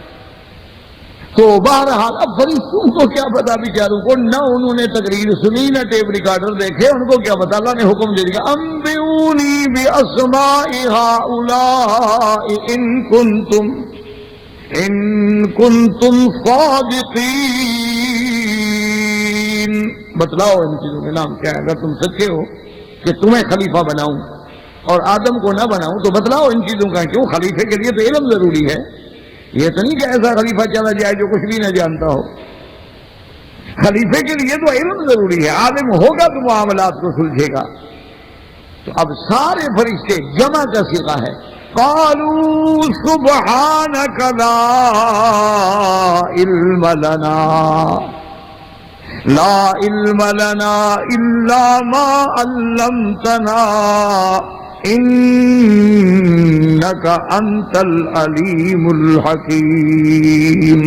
اب سارے نورانی کہتے ہیں مولا پاک ہے تیری ذات، لا علم لنا، ہمیں تو کوئی علم نہیں مگر اتنا جتنا تو نے ہمیں سکھلایا ہے، اس کے علاوہ ہم کیا جانتے ہیں، ہمیں کیا پتا ہے، ہم تو نہیں جانتے۔ میرا اللہ آپ نے جو ہمیں سکھلایا ہم تو صرف اتنی جانتے۔ الا ما علمتنا انک انت العلیم الحکیم، اور علم والی تیری ذات ہے، حکمت والی بھی تیری ذات ہے۔ ہمیں تو یہ بھی سمجھ نہیں آ رہا کہ مولا اگر آپ چاہتے تو ان چیزوں کے نام ہمیں بھی بتلا سکتے تھے، لیکن ہمیں نہیں بتلائے، آدم کو بتلا دیے، اس میں بھی تیری حکمتیں ہیں کیونکہ تو علم والا ہے اور حکمت والا ہے۔ اب دیکھو کہ سارے نوریوں نے بالاتفاق اقرار کیا کہ ان کو اتنا علم ہے جتنا اللہ دیتے ہیں، جو اللہ نہ دیں وہ علم نہیں ہے۔ اچھا، اور ہمارے جو حضرات ہیں اللہ ان کو ہدایت دے، وہ بھی ایسے ہیں ماشاءاللہ، ہر بات میں انہوں نے امت رسول کو دھوکہ دینے کے لیے ایسی ایسی تعبیرات کری ہیں۔ وہ کہتے ہیں جناب یہ وہابی کہتے ہیں فرشتوں کو علم نہیں ہے، تو یہ فرشتہ جو روح قبض کرتا ہے ایک دن میں کتنے آدمیوں کی روح قبض ہوتی ہے، مشرق میں، مغرب میں، شمال میں، جنوب میں، عرب میں، عجم میں، ہند میں، سندھ میں، تو اس کو آخر پتہ ہوتا ہے نا کس کس کی روح قبض کرنی ہے۔ اور آج کل تو ویسے بھی آپ کو پتا ہے کہ جنگوں کے حالات ہیں، ایک بم مارو تو پتہ نہیں کتنوں کی اکٹھی کرنی پڑتی ہوگی۔ آج کل تو حالات ہی ایسے ہیں نا، اللہ تبارک تعالیٰ معاف کرے گا، جہاں خبریں پڑھو اخبار میں بس صرف یہ کہے گا موت موت موت موت، ہلاکت ہلاکت، یا ایکسیڈنٹ ہے، اتنی گاڑی گر گئی، وہاں پک اپ گر گئی، وہاں دریا میں بس جا پڑی، وہاں حادثہ ہو گیا، وہاں انا للہ و انا الیہ راجعون۔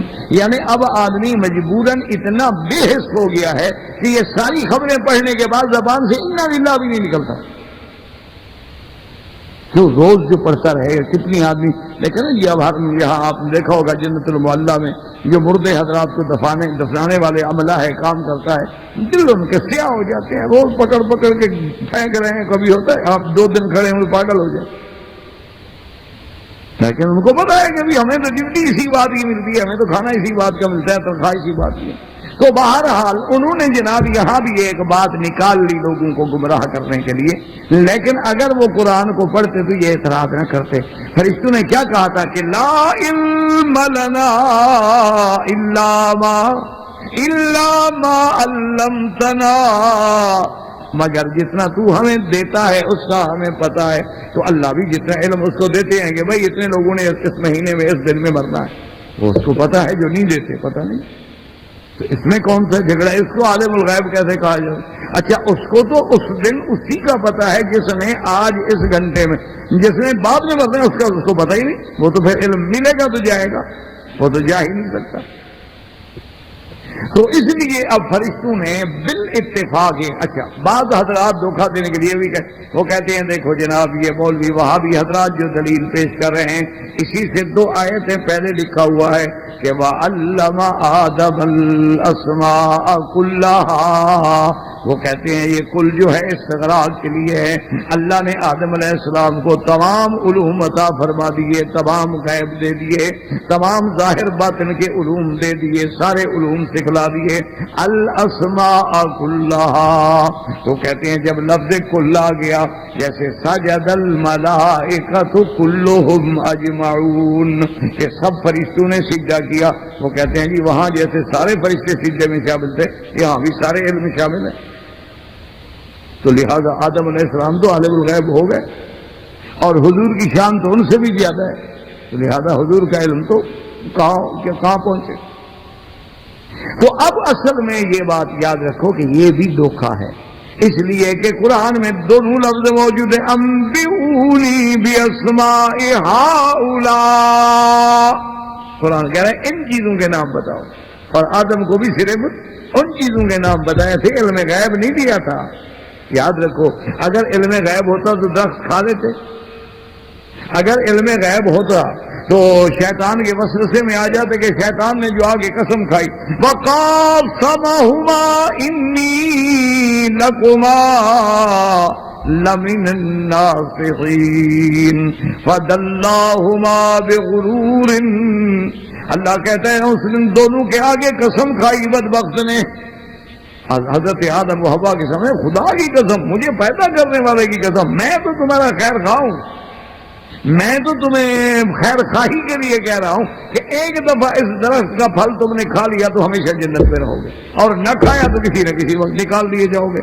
تو اب جناب یہ ہے کہ اس وسوسے میں آ گئے اور درخت کا کھا بیٹھے، اور اس کے بعد اللہ تبارک و تعالی نے حکم دیا کہ آدم قرآن موجود ہے، دیکھیں کتنی بڑی بات ہے کہ فلما ذاقا الشجرة بدت لهما سوآتهما وطفقا يخصفان عليهما من ورق الجنة، جب اس درخت کو چکھا تو دونوں کے کپڑے اتر گئے۔ اس سے بڑی تو بات ہے کہ اللہ کا پیغمبر ہے، خلیفہ اول ہے اور کپڑے اتر گئے ہیں، اور پتے پکڑ پکڑ کے اپنے بدن چھپا رہے ہیں، بی بی ہوا بدن چھپا رہی ہے، حضرت آدم طفقا یخصفان علیہما من ورق الجنہ فناداہما ربہما الم انہاکما، کیا میں نے تمہیں منع نہیں کیا تھا کہ یہ درخت نہیں کھانا؟ نے کہا ربنا ظلمنا۔ تو اگر علم غیب پہلے مل چکا ہے تو پھر اس درخت کے پاس آنے کا تو علم ہوتا ہے کہ میں کھاؤں گا تو میرے کپڑے اتر جائیں گے، میں کھاؤں گا تو بی بی ہوا کے کپڑے اتر جائیں گے، میں کھاؤں گا تو مجھے جنت سے نکلنا پڑے گا، میں کھاؤں گا تو ساری تک جو آرام ہے راحت چھن جائے گی، تو پھر علم غیب کیسے ہوا؟ تو اس لیے ایسی باتیں بنانا جو اللہ کے قرآن کے خلاف۔ اچھا اور ایک روایات میں عجیب آتا ہے کہ اللہ پاک نے فرمایا کہ آدم تم نے کیوں غلطی کی؟ اللہ میاں شیطان نے بہکایا ہے، میں نے جو منع کیا تھا اللہ میاں اس بیوی نے بھی ذرا پھسلایا، اس نے بھی تھوڑا سا مقصد ہے کہ ذرا ابھارا ہے نا، اور جب بیوی ابھارے نا تو بندہ ماں باپ کو چھوڑ دیتا ہے، تو درخت کی بات کیا ہے؟ بیوی تو بڑی چیز ہوتی ہے نا جی، کیونکہ ماں باپ تو آدمی بازار سے لے لے گا نا اور بکتے ہوئے خرید لے گا، یا چلو کسی دوسرے کو کسی بڈھے چھوٹے کو کہہ دے گا تم بابا ہو میرے، لیکن یہ ہے کہ بیوی کہاں ملے گی؟ تو انہوں نے کہا اللہ میاں یہ مجھے تو ہوا نے بھی پھسلایا، اس نے بھی کہا تھا کہ کھا لیتے ہیں کوئی بات نہیں، بڑا اچھا ہوگا، رہنا ہے، مزے کریں گے، یہاں رہیں گے ہمیشہ۔ تو اللہ نے فرمایا اچھا ہوا نے تمہیں پھسلایا، اللہ نے فرمایا کہ ہوا پھر یاد رکھو تم نے بھی میرے حکم کی نافرمانی کی، آج کے بعد تمہیں اور تیری عورتوں کو قیامت تک تیری اولاد کو بیٹیوں کو رونا پڑے گا، حمل کی تکلیف ہوگی، وضع حمل کی تکلیف ہوگی، حیض کی تکلیف ہوگی، تم بھی روتی رہوگی اور تیری اولاد بھی قیامت تک ہوگی۔ اس لیے اللہ نے عورتوں کو یہ سزا رکھی کہ اچھا میرے نبی کو غلط مشورہ دیتی ہو، ورنہ اللہ تو قادر ہے نا بغیر حیض کے بغیر حمل کے اولاد ہو جائے، جنت میں نہیں ہوگی۔ جب جنت میں جائیں گے آدمی کو خواہش ہوگی اللہ میاں مجھے تو بچہ چاہیے، فوراً بچہ ہو جائے گا، کوئی حمل نہیں، کوئی 9 مہینے نہیں، کوئی حیض نہیں، کوئی پیاس نہیں، کچھ نہیں. تو اللہ ان عورتوں سے ویسے بھی اولاد پیدا کر سکتے تھے، لیکن اللہ نے ان پہ تکلیف رکھی کہ ہر مہینے ایام حیض، ہر مہینے نماز سے محروم، روزے سے محروم، قرآن سے محروم، اللہ کے گھر میں جانے سے محروم. پھر 9 مہینے تک اپنے بچے کو اٹھاؤ، 9 مہینے کے بعد پھر ولادت کے مرحلے سے گزرو جو موت و حیات کا مرحلہ ہے. اور سب سے زیادہ جو شدت کی تکلیف اور درد ہے وہی ہوتا ہے جس کو عالم الولادہ کہا جاتا ہے، کہ اس میں چیختی ہیں عورتیں. تو اللہ نے فرمایا کہ میرے نبی کو بہکایا تھا تو پھر چیختی رہو، تمہاری اولاد بھی قیامت تک چیختی. تو اس لیے مستدرک نے ایک روایت یہ بھی نقل کی ہے کہ بی بی حوا پر بھی یہ اللہ، اور حضور پاک نے بھی فرمایا ایک صحیح حدیث میں، حتیٰ کہ بخاری میں بھی ہے، کہ لو لم تخن حوا، اگر بی بی حوا خیانت نہ کرتی تو اس کی بیٹیاں بھی قیامت تک خیانت نہ کرتی. کہ بی بی حوا نے خیانت کی نا، اپنے خاوند کو دھوکہ دیا، ایک غلط بات کا مشورہ دیا. تو اگر بی بی حوا سے یہ غلطی نہ ہوتی تو اس کی بیٹیوں سے بھی قیامت تک خیانت نہ ہوتی. تو جب بی بی حوا اپنے خاوند کو دھوکہ دے سکتی ہے تو تمہاری ہماری بیوی کس مقام میں؟ اس نے تو لازمن دینا ہے، سوال ہی پیدا نہیں ہوتا. اور جو زیادہ اعتماد کریں وہ زیادہ انشاءاللہ مریں گے، بالکل انشاءاللہ. جیسے یہ علامات قیامت ہیں. حضور نے فرمایا کہ یاد رکھو اس وقت قیامت قریب سمجھنا کہ جب امورکم الی نسائکم فبطن الارض خیر من ظہرها، جب تمہارے امور عورتوں کے سپرد ہو جائیں، حضور نے فرمایا کہ پھر قبر میں مر کے دفن ہو جانا بہتر ہے زمین پہ زندہ رہنے سے. اور آج ایمان سے بچے ہیں، سارے امور عورتوں کے ہاتھ میں ہیں کہ نہیں؟ اب تو جناب پی ایم بھی وہی بنتی ہیں اور سی ایم بھی وہی بنتی ہیں، اور ہمارے گھر کا ہوم منسٹر تو ہے ہی ہے. یقین فرمائے جناب، بڑے سے بڑا بزرگ ہو، مولوی ہو، پہنچا ہوا ہو نا، بیوی کہہ دے بس ختم، فی امان اللہ. مولوی صاحب کی ہوا بھی گئی، اس کا کہنا نہ پیر ٹالے نہ آدم نہ ٹال سکا تو پھر ہم کیسے ٹال سکتے ہیں؟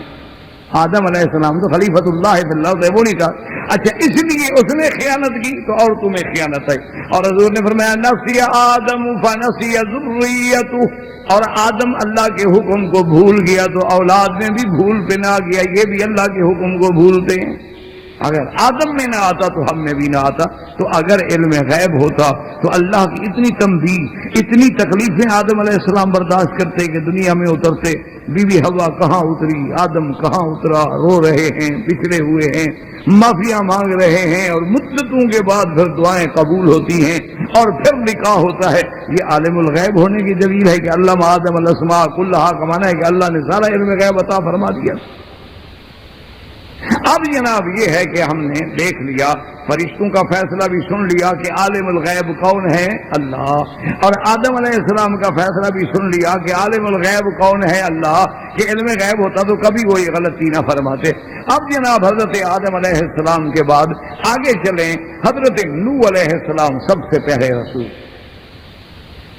سب سے پہلے رسول، سب سے پہلے نبی جو بھیجے گئے حضرت نوح علیہ السلام ہیں، اور جن کو اللہ نے 1050 سال عمر دی. یہ جو 950 سال ہے نا، یہ تو مدت ہے دعوت کی، تبلیغ کی. الف سنۃ الا 50 عاما، اللہ نے قرآن میں فرمایا 1000 کم 50. تو یہ اچھا آپ دیکھیں نا کہ اللہ پاک 950 بھی تو کہہ سکتے تھے نا، لیکن فرمایا الف سنۃ الا 50 عاما، کہ کل کو قیامت تک کوئی جاہل یہ نہ کہے کہ قرآن میں حساب کتاب نہیں. اللہ نے جمع بھی بتائی، نفی بھی بتائی، ضرب بھی بتائی. من جاء بالحسنۃ فلہ عشر امثالها. اور اسی طرح اللہ تبارک و تعالی نے فرمایا ان یکم منکم 20 صابرون یغلبوا 200 وَإِن يَكُن مِّنكُمْ أَلْفٌ يَغْلِبُوا أَلْفَيْنِ بِإِذْنِ اللَّهِ. اور اسی طرح اللہ تبارک و تعالی نے فرمایا کہ فی کل سنبلۃ 100 حبہ، اور فرمایا 700 ضعف. تو اللہ نے ساری چیزیں قرآن میں بیان کر دی ہیں. بات یہ ہے کہ سمجھنے والا ہو اور اس علوم کو حاصل کرنے والا ہو کہ ضرب بھی موجود، تقسیم بھی موجود، نفی بھی موجود، عدد بھی موجود، احاد بھی موجود، میعاد بھی موجود، الوف بھی موجود. اور کون سا حساب ہے باقی جو نہیں رہا؟ تو لیکن ضروری بات یہ ہے کہ قرآن کو کوئی آدمی غور سے، تدبر سے، تفکر سے، تو تفصیل لکل شیء، اللہ نے ہر چیز کھول کے بیان کر دی. اب جناب نوح علیہ السلام کا واقعہ بڑا مشہور ہے، کیونکہ اب ایسا انشاءاللہ کریں گے کہ ہم واقعات سے ایسے سرسری گزرتے چلے جائیں گے، ورنہ تو یہ سلسلہ تو پھر اگلے سال تک جاری رکھنا پڑے گا انشاءاللہ۔ تو بہرحال اب یہ ہے کہ نوح علیہ السلام نے اپنے بیٹے کے لیے بخشش مانگ لی، اللہ ناراض ہو گیا۔ انہوں نے کیا کہا، ان ابنی من اہلی و ان وعدک الحق، میرا اللہ میرا بیٹا ہے، آپ کا پکا وعدہ ہے اور میرا بیٹا میرے سامنے ڈوب رہا ہے۔ قال يا نوح إنه ليس من أهلك إنه عمل غير صالح فلا تسألني ما ليس لك به علم إني أعظك أن تكون من الجاهلين۔ اللہ نے فرمایا نوح یہ تمہارا بیٹا نہیں، تمہارے خاندان سے نہیں، کیونکہ اس کے عمل نہیں ملتے۔ بات تو اعمال پہ ہے، بات یہ تھوڑی ہے کہ کوئی کس کے گھر میں پیدا ہوا ہے۔ اور فلا تسألني ما ليس لك به علم، اور جس بات کا علم نہ ہو آئندہ سوال نہ کرنا۔ اب اللہ فرماتے جس بات کا آپ کو علم نہ ہو آئندہ مجھ سے، انی اعظک ان تکون من الجاہلین۔ اچھا پیغمبر کیا کہتا ہے، قال رب انی اعوذ بک ان اسألک ما لیس لی بہ علم۔ یا اللہ میں پناہ مانگتا ہوں، میں پھر کبھی غلطی، میں پھر کبھی سوال نہیں کروں گا جس کا مجھے علم نہ ہو۔ اللہ فرماتے ہیں تجھے علم نہیں، پیغمبر کہتے ہیں ہاں جس کا مجھے علم نہیں ہوگا میں نہیں مانگوں۔ تو صاف واضح ہو گیا کہ نوح علیہ السلام کو بھی علم غیب نہیں ہے، اگر علم غیب ہوتا تو بیٹے کے لیے مانگتے ہی۔ اچھا لیکن یہاں بھی دوستوں نے نہیں چھوڑا، انہوں نے کہا کہ جناب یہ تو وہابی ایسے کہہ دیتے ہیں نا، قرآن پاک میں موجود ہے آدم علیہ السلام سے نوح علیہ السلام کو تو علم غیب تھا، ان کو تو یہ بھی پتا تھا کہ آئندہ اولادیں کیسے پیدا ہوں گی، اور ارحام کا بھی علم تھا، اور یعلم ما فی الارحام کا بھی علم ہے، اور ما تکسب فی غد کا بھی علم ہے۔ اچھا جی وہ کہاں ہے؟ انہوں نے کہا جی قرآن شریف میں۔ انہوں نے کہ حضرت آدم حضرت نوح دعا کر رہے تھے نا کہ رب لا تذر علی الارض من الکافرین دیارا انک ان تذرهم یضلوا عبادک ولا یلدوا الا فاجرا کفارا۔ اللہ کا نبی دعا مانگ رہے کہ اللہ اب زمین پہ کسی کافر کا گھر نہ رہے، اور میرا اللہ اگر آپ نے ان کو چھوڑ دیا انتظرہم تو یہ تیرے بندوں کو گمراہ کریں گے، ولا یلدوا اور نہیں جینیں گے بلکہ ان کی اولادیں بھی کافر ہوں گی۔ کہتے ہیں کہ جناب علم ہے نا کہ اگر یہ رہیں گے تو تیری قوم تیری بندوں کو گمراہ کریں گے، تو یہ اگلے زمانے میں ہوگا نا، دل میں غیب ہوا، اور یہ نہیں جینیں گے مگر کافر تھے۔ ان کو جننے کا بھی نبی کو علم ہے کہ ان کے ارحام میں کافر پیدا ہوں گے، مسلمان پیدا نہیں ہو سکتے، تو یعلم ما فی الارحام کا بھی علم حاصل ہو گیا۔ اور کل یہ کیا کریں گے، یذلوا عبادت، تو یکسر باغدن کا بھی علم حاصل ہو گیا۔ تو اللہ کے نبی تو عالم الغیب ہیں، نوح علیہ السلام سے علم تھا تو کہہ رہے ہیں، اور اگر علم نہ ہوتا تو کیسے کہتے؟ لیکن اب مصیبت یہ ہے کہ پتہ نہیں خدا جانے، یا تو انہوں نے قسم کھائی ہے کہ قرآن پہ ضرور جھوٹ بولنا ہے، حالانکہ بالکل کھلی سی بات۔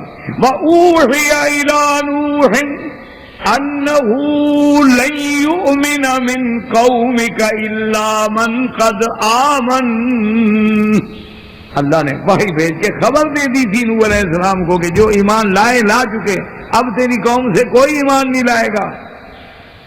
اب نوح علیہ السلام نے بد دعا، تو اللہ نے جب بتلا دیا کوئی ایمان نہیں لائے گا تو وہی بات نوح علیہ السلام کہہ رہے ہیں، تو اس میں علم غیب والی کون سی بات ہو گئی؟ اچھا دوسری بات یہ ہے کہ یہ دعا حضور نے پہلے مانگی ہے نوح علیہ السلام نے، اور بیٹا غرق بعد میں ہوا ہے۔ یہ دعا تو پہلے ہے نا کہ اللہ کسی کافر کو نہ رکھ، اللہ نے دعا منظور کی، طوفان آیا، اب طوفان میں جب ڈوبنے کا وقت آیا تو اب بیٹا ڈوبنے لگا۔ اب جب تمہارا یہ ہے کہ وہ دعا پہلے ہے، بیٹے کے ڈوبنے کا واقعہ بعد میں ہے، جب بعد میں ہے تو وہاں تو اللہ کہتا ہے تجھے علم نہیں ہے، لیکن تمہارا مولوی کہتا ہے کہ نہیں عالم الغیب ہے۔ بھئی اگر پہلے علم غیب آپ کو مل چکا ہے تو یہاں لا تسألنی ما لیس لک بہ علم کہنے کا کیا مطلب ہے؟ اس کا معنی یہ ہے کہ حضرت نوح علیہ السلام کو بھی صرف اتنی علم تھا جو اللہ نے عطا فرما دیا تھا، اور جو اللہ نے عطا نہیں فرمایا اس کا ان کو بھی کوئی علم نہیں۔ اب حضرت نوح علیہ السلام کے بعد اسی طرح آپ آئیں جناب، دیکھیں کہ مثلا سیدنا موسیٰ علیہ السلام اولو العزم من الرسل. اچھا جی، بہت بڑی لمبی تفصیل ہے، لمبا واقعہ ہے، لمبا قصہ ہے. اب جناب حضرت موسیٰ علیہ السلام آئے ہیں، چاہے مدین پہ آئے، بچیوں کو دودھ پلایا اور ان سے پوچھ رہے ہیں کہ ما خطبکما، تم کیوں کھڑی ہو بکریاں لے کے؟ یہ سارے مرد لوگ پانی پلا رہے ہیں، تمہارا حق بنتا ہے کہ تمہیں پہلے فارغ کیا جائے.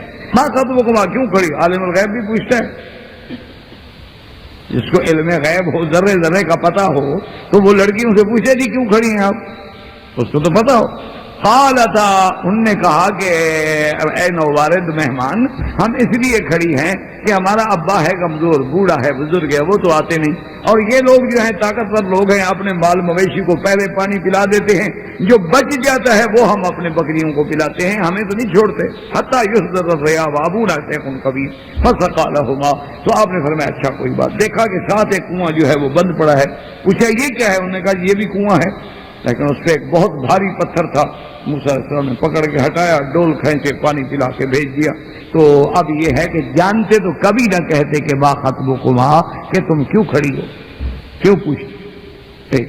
دوسری بات، چلو اب وہ کہہ دیتے ہیں کہ جناب یہ بھی وہاں بھی ٹھیک کہتے ہیں، ہم تو کہتے ہیں نا نبی کو علم ہوتا ہے. اس وقت تو موسیٰ علیہ السلام نبی نہیں تھے نا.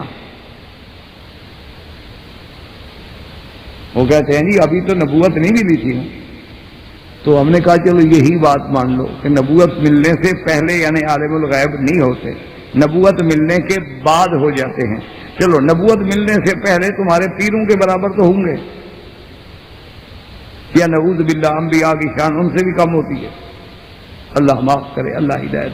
اچھا جی چلو ہم چلتے ہیں. جب نبوت مل گئی، اب موسیٰ علیہ السلام جناب آ گئے. آپ آ گئے، آپ کو جناب نبوت مل گئی اور اللہ پاک سے ہم کلام ہو گئے. اور اتنی بڑا کلام ہے کہ ماشاءاللہ پورا قرآن بھرا ہوا ہے. اللہ پاک نے فرما دیا ہے اب نبوت ہی مل گئی، سب کچھ ہو گیا، معجزات بھی مل گئے، اب تو نبی بن گئے نا. اب تو وہ نبوت نہ ملنے والی بات ختم ہو گئی. اب انہوں نے کہا رب ارنی انظر الیک قال لن ترانی ولكن انظر الى الجبل فان استقر مكانه فسوف ترانی. انہوں نے کہا اللہ میاں جیسے کلام فرمایا مہربانی کر کے زیارت بھی کروا دیں. کلام تو ہو گیا ہے، اللہ میاں بات تو سن رہا ہوں لیکن شکل زیارت تو کر لو. اللہ نے فرمایا تم ہرگز نہیں دیکھ سکتے ہو. اچھا دیکھو یہ پہاڑ ہے، اگر اس پہاڑ پہ ہم تجلی ڈالتے ہیں، یہ پہاڑ برداشت کر لے تو پھر شاید تم بھی کچھ دیکھ سکو. فلما تجلی ربہ للجبل جعلہ دکا وخر موسیٰ صعقا فلما افاق قال سبحانک تبت الیک. اللہ نے جب پہاڑ پہ تجلی ڈالی موسیٰ علیہ السلام بے ہوش ہو گئے. اب جب ہوش ہے تو کہا میرا اللہ میری توبہ، پھر میں سوال نہیں کروں گا. تو اب اگر علم غیب ہے، جانتے ہیں کہ میں سوال کروں گا تو اللہ ناراض ہو جائیں گے، تنبیہ ہو جائے گی. اب تو نبوت مل چکی ہے نا، اب تو سوال نہ کرتے. لیکن معلوم ہوا کہ علم غیب نہیں ہے. چلا اور آگے چلیں. حضرت موسیٰ علیہ السلام آ گئے کوہ طور پہ. اللہ تبارک و تعالیٰ نے اس میقات پہ آپ کو تورات عطا فرما دی. سامری نے پیچھے قوم کو گمراہ کر دیا، قوم بچڑے کی عبادت میں لگ گئی. حضرت موسیٰ علیہ السلام آئے، آتے ہی جناب الکل الواح، اور جناب تورات کی وہ تختیں مبارک جو تھی نا وہ بھی غصے میں پھینک دی. اللہ کی کتاب، جلالی پیغمبر ہے نا، جلال ہے، اور جناب اس کو بھی اور پکڑا بھائی کے سر بالوں سے اور داڑھی سے. اب بھائی رو رہے ہیں. حضرت لا تاخذ بلحیتی ولا براسی. اب حضرت موسیٰ صاحب میرے بھائی کیا کر رہے ہو، میری داڑھی پکڑ رہے ہو. انہوں نے کہا تم نے قوم کو روکا کیوں؟ تو اگر علم غیب ہوتا کہ بھی ہارون کی تو کوئی غلطی نہیں ہے تو ان کی داڑھی کیوں پکڑ لیتے؟ ان کو پتا ہوتا کہ بابا حضرت ہارون علیہ السلام نے پورا زور لگایا ہے، لیکن قوم گمراہی سے نہیں بچی، قوم جو ہے وہ شرک اور کفر سے نہیں بچی. اس میں ہارون علیہ السلام کا کوئی قصور نہیں، تو اللہ کا نبی ان کی داڑھی پکڑ لے. تو صاف ظاہر ہے کہ ان کو بھی علم غیب نہیں تھا. اللہ تبارک و تعالیٰ کے ماں سوا کوئی بھی عالم الغیب نہیں ہو سکتا. اب ہم نے سیدنا عیسیٰ علیہ السلام کے بارے میں دیکھیں, اللہ کا قرآن کھول کے دیکھ, اللہ فرماتے ہیں یوم یجمع اللہ الرسل فیقول ماذا اجبتم قالوا لا علم لنا انک انت علام الغیوب. اللہ قیامت والے دن سارے رسول سارے پیغمبر اکٹھے کریں گے. اللہ فرمائیں گے بتاؤ قوموں نے کیا کیا کیا ہے, تو کہیں گے لا علم لنا, میرا اللہ ہمیں تفصیلی علم کا کوئی پتہ نہیں ہے. اچھا ہم جب تک زندہ رہے جو ہمیں ملے ہم ان کو جانتے ہیں, جو ہمارے بعد ہے ان کا ہمیں کیا پتہ ہے, اس لیے کہہ دیا کہ ہمیں علم. انک انت علام الغیوب, تیری ذات ہے جو غیب کے جاننے والی ہے اور کوئی عالم الغیب نہیں ہے کہ ہمیں اپنے بعد کا بھی پتہ ہو ہم بتا دیں, ہمیں کوئی پتہ نہیں. اچھا اب اللہ عیسیٰ علیہ السلام سے جو روح اللہ ہے, جو کلمت اللہ ہیں, جو مردوں کو زندہ کرنے والے ہیں, ان کو اللہ حکم دے کے فرمائیں گے اَأَنْتَ قُلْتَ لِلنَّاسِ اتَّخِذُونِي وَأُمِّيَ إِلَٰهَيْنِ مِن دون اللہ. کہ عیسیٰ علیہ السلام کیا تم نے لوگوں سے کہا تھا کہ تجھے بھی تمہاری اماں کو بھی خدا سمجھے؟ اللہ اکبر. پتہ ہے عیسیٰ کیا کہیں, سبحانک ما یکون لی ان اقول ما لیس لی بحق. اللہ کا پیغمبر کہے گا مولا وہ بات میں کیسے کہہ سکتا ہوں جو مجھے زیب ہی نہیں دیتی. ان کنت قلتہ فقد علمتہ تعلم ما فی نفسی ولا اعلم ما فی نفسک انک انت علام الغیوب. اور میرا اللہ اگر میں نے ایسی بات کی ہے, آپ تو جانتے ہیں نا, آپ کے آگے تو چھپی ہوئی نہیں, میں نہیں جانتا نا, آپ تو علام الغیوب ہیں. تو اب عیسیٰ علیہ السلام بھی گواہی دے رہے ہیں کہ عالم الغیب ہونا جو ہے یہ صرف اللہ تبارک و تعالیٰ کی صفت ہے کہ ذرے ذرے کے جاننے والا. اس لیے حدیث مبارک کی اس سے بڑی کیا گواہی ہو سکتی ہے کہ میرے محبوب نے سرکار دو عالم سیدنا محمد مصطفیٰ صلی اللہ علیہ وسلم نے فرمایا اول ما خلق اللہ القلم, سب سے پہلے اللہ نے تقدیر کا قلم پیدا فرمایا اور پھر اس قلم کو حکم دیا اکتب ما کان وما یکون وما هو کائن الی یوم القیامہ. اللہ نے حکم دیا قلم کو بھی لکھو, جو گزر چکا وہ بھی لکھ, جو ہو رہا ہے یہ بھی لکھ, جو آئندہ ہوگا وہ بھی لکھ, اور جو قیامت تک ہوگا وہ بھی لکھ. اور حضور نے فرمایا جفت القلم, قلم کی سیاہی خشک کر دی گئی, ورفعت الصحف, اور وہ لکھا ہوا لپیٹ کے اللہ تبارک و تعالی نے محفوظ کر دیا ہے. اس لیے اللہ فرماتے ہیں فی کتاب مبین. جیسے قرآن کہتے ہیں ما صاب من مصیبت فی الارض ولا فی انفسکم الا فی کتاب من قبل ان نبراها. اللہ فرماتے ہیں میرے مدنی امت کو بتلا دو کہ زمین میں یا بندوں میں کوئی حادثہ, کوئی موت, کوئی جذب, کوئی قات, کوئی تکلیف ایسی نہیں آتی جو ہم نے پیدا کرنے سے بھی پہلے لکھ کے لوہے محفوظ میں رکھی ہوئی ہے.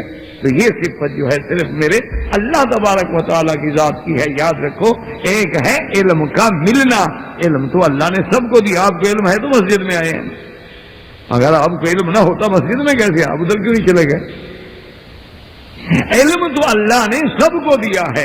علم اللہ حیوانات کو بھی دیتے ہیں, پرندوں کو بھی دیتے ہیں, چرندوں کو بھی دیتے ہیں. اب دیکھیں, آپ یقین کریں کہ پرندہ ہے, آپ دیکھتے ہیں گھروں میں مرغیاں ہیں, کبھی مرغی آپ کے ساتھ تو بستر پہ رات کو سونے نہیں آئی. کیوں؟ اس کو پتا ہے میں نے کہا ہے, اس کا اپنا ڈربہ ہے, اپنی جگہ ہے, وہیں جائے گی.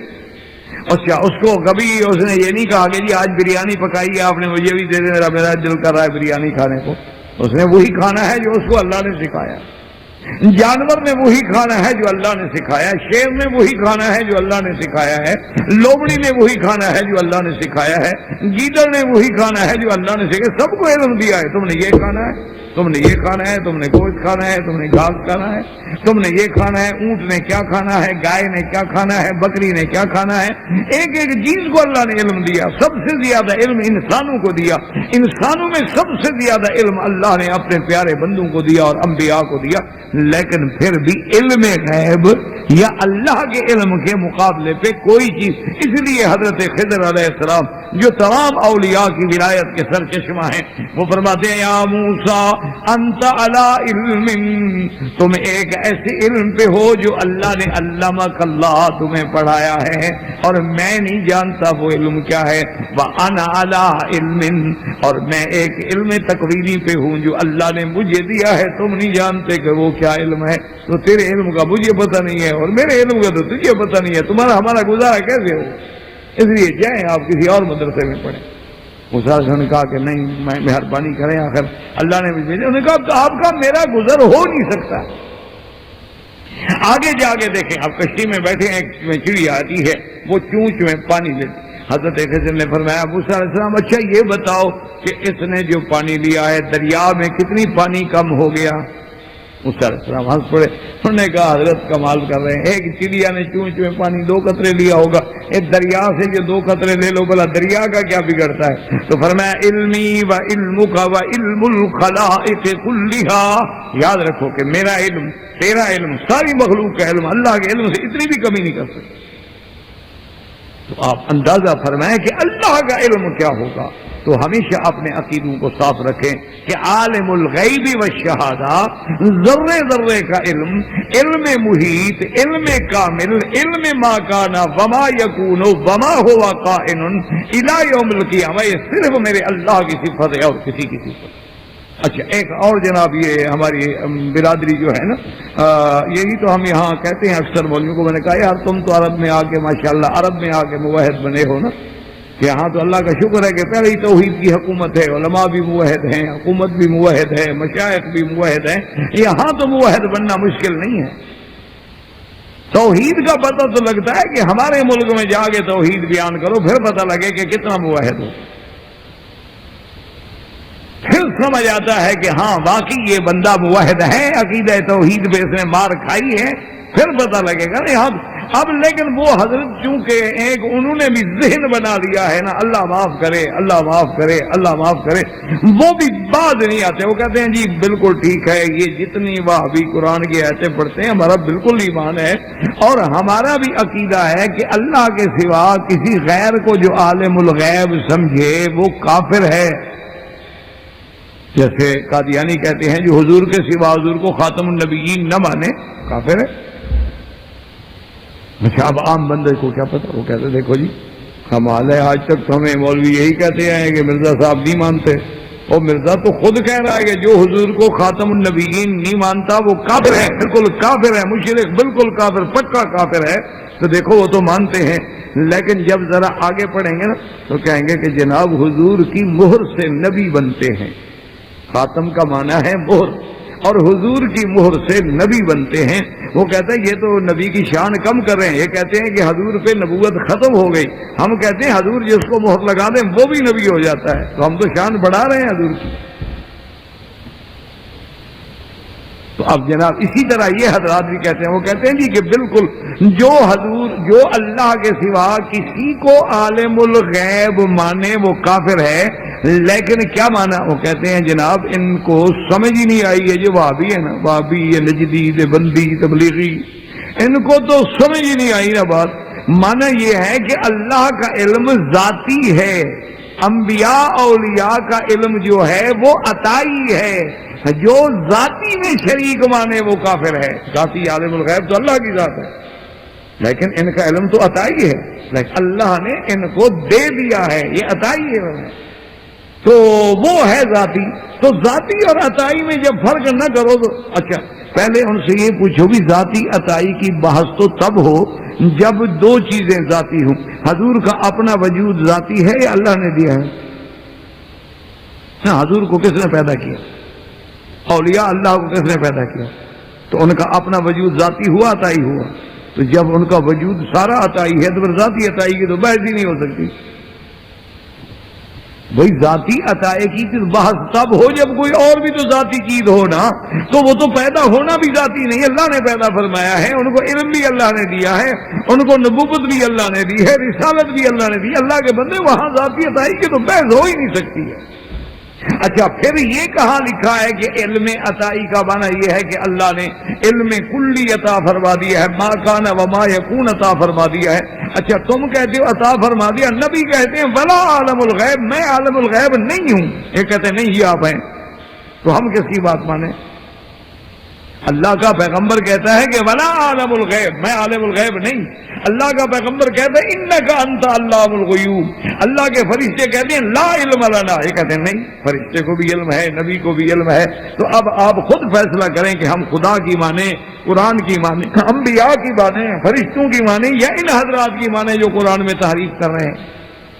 تو اس لیے یاد رکھ لیں کہ علم غیب کا مالک اللہ تبارک و تعالی ہے، اور اس عقیدے میں جب آپ ڈھیلے ہوں گے یہیں سے شرک چلے، کیونکہ جب علم غیب ہوگا تو تمہاری مدد کو پہنچے گا۔ اچھا اور یہ بھی یاد رکھو کہ یہ عقیدہ جو آیا ہے نا ہمارے لوگوں میں، بریلوی حضرات میں، یہ دراصل بریلویوں کا عقیدہ نہیں تھا، اصل میں یہ عقیدہ ہے امامیہ شیعہ کا، ان سے نقل ہو کے ان میں بھی گھس گیا۔ ان کا عقیدہ ہے کہ ان الائمۃ یعلمون ما فی غد، ان الائمۃ یعلمون علما ما کان وما یکون وما هو کائن الی یوم القیامہ۔ اصل میں یہ شیعہ امامیہ کا عقیدہ تھا کہ ہمارے جو امام ہیں وہ عالم الغیب ہیں، اور ان کو علم ما کان وما یکون کا پورا پورا پتہ ہے، اور جو بھی بچہ ماں کے پیٹ میں قرار پکڑتا ہے اس کا بھی پتہ ہے، اور ان کے آگے کوئی چیز بھی چھپی ہوئی نہیں، اور ان کے آگے کوئی چیز جو ہے وہ بھی چھپی ہوئی نہیں۔ تو ان سے یہ چلتے چلتے چلتے دوسروں میں عقیدہ گھر کر گیا۔ تو اللہ تبارک و تعالی آپ کو اور مجھے بھی قرآن کے مطابق اور سنت کے مطابق عقیدہ نصیب فرمائے، اور صحیح عقیدے پہ قائم رکھے، اور اسی پہ موت صاف فرمائے۔ ربنا تقبل منا انک انت السمیع العلیم وتب علینا انک انت التواب الرحیم۔ احباب کرام، اس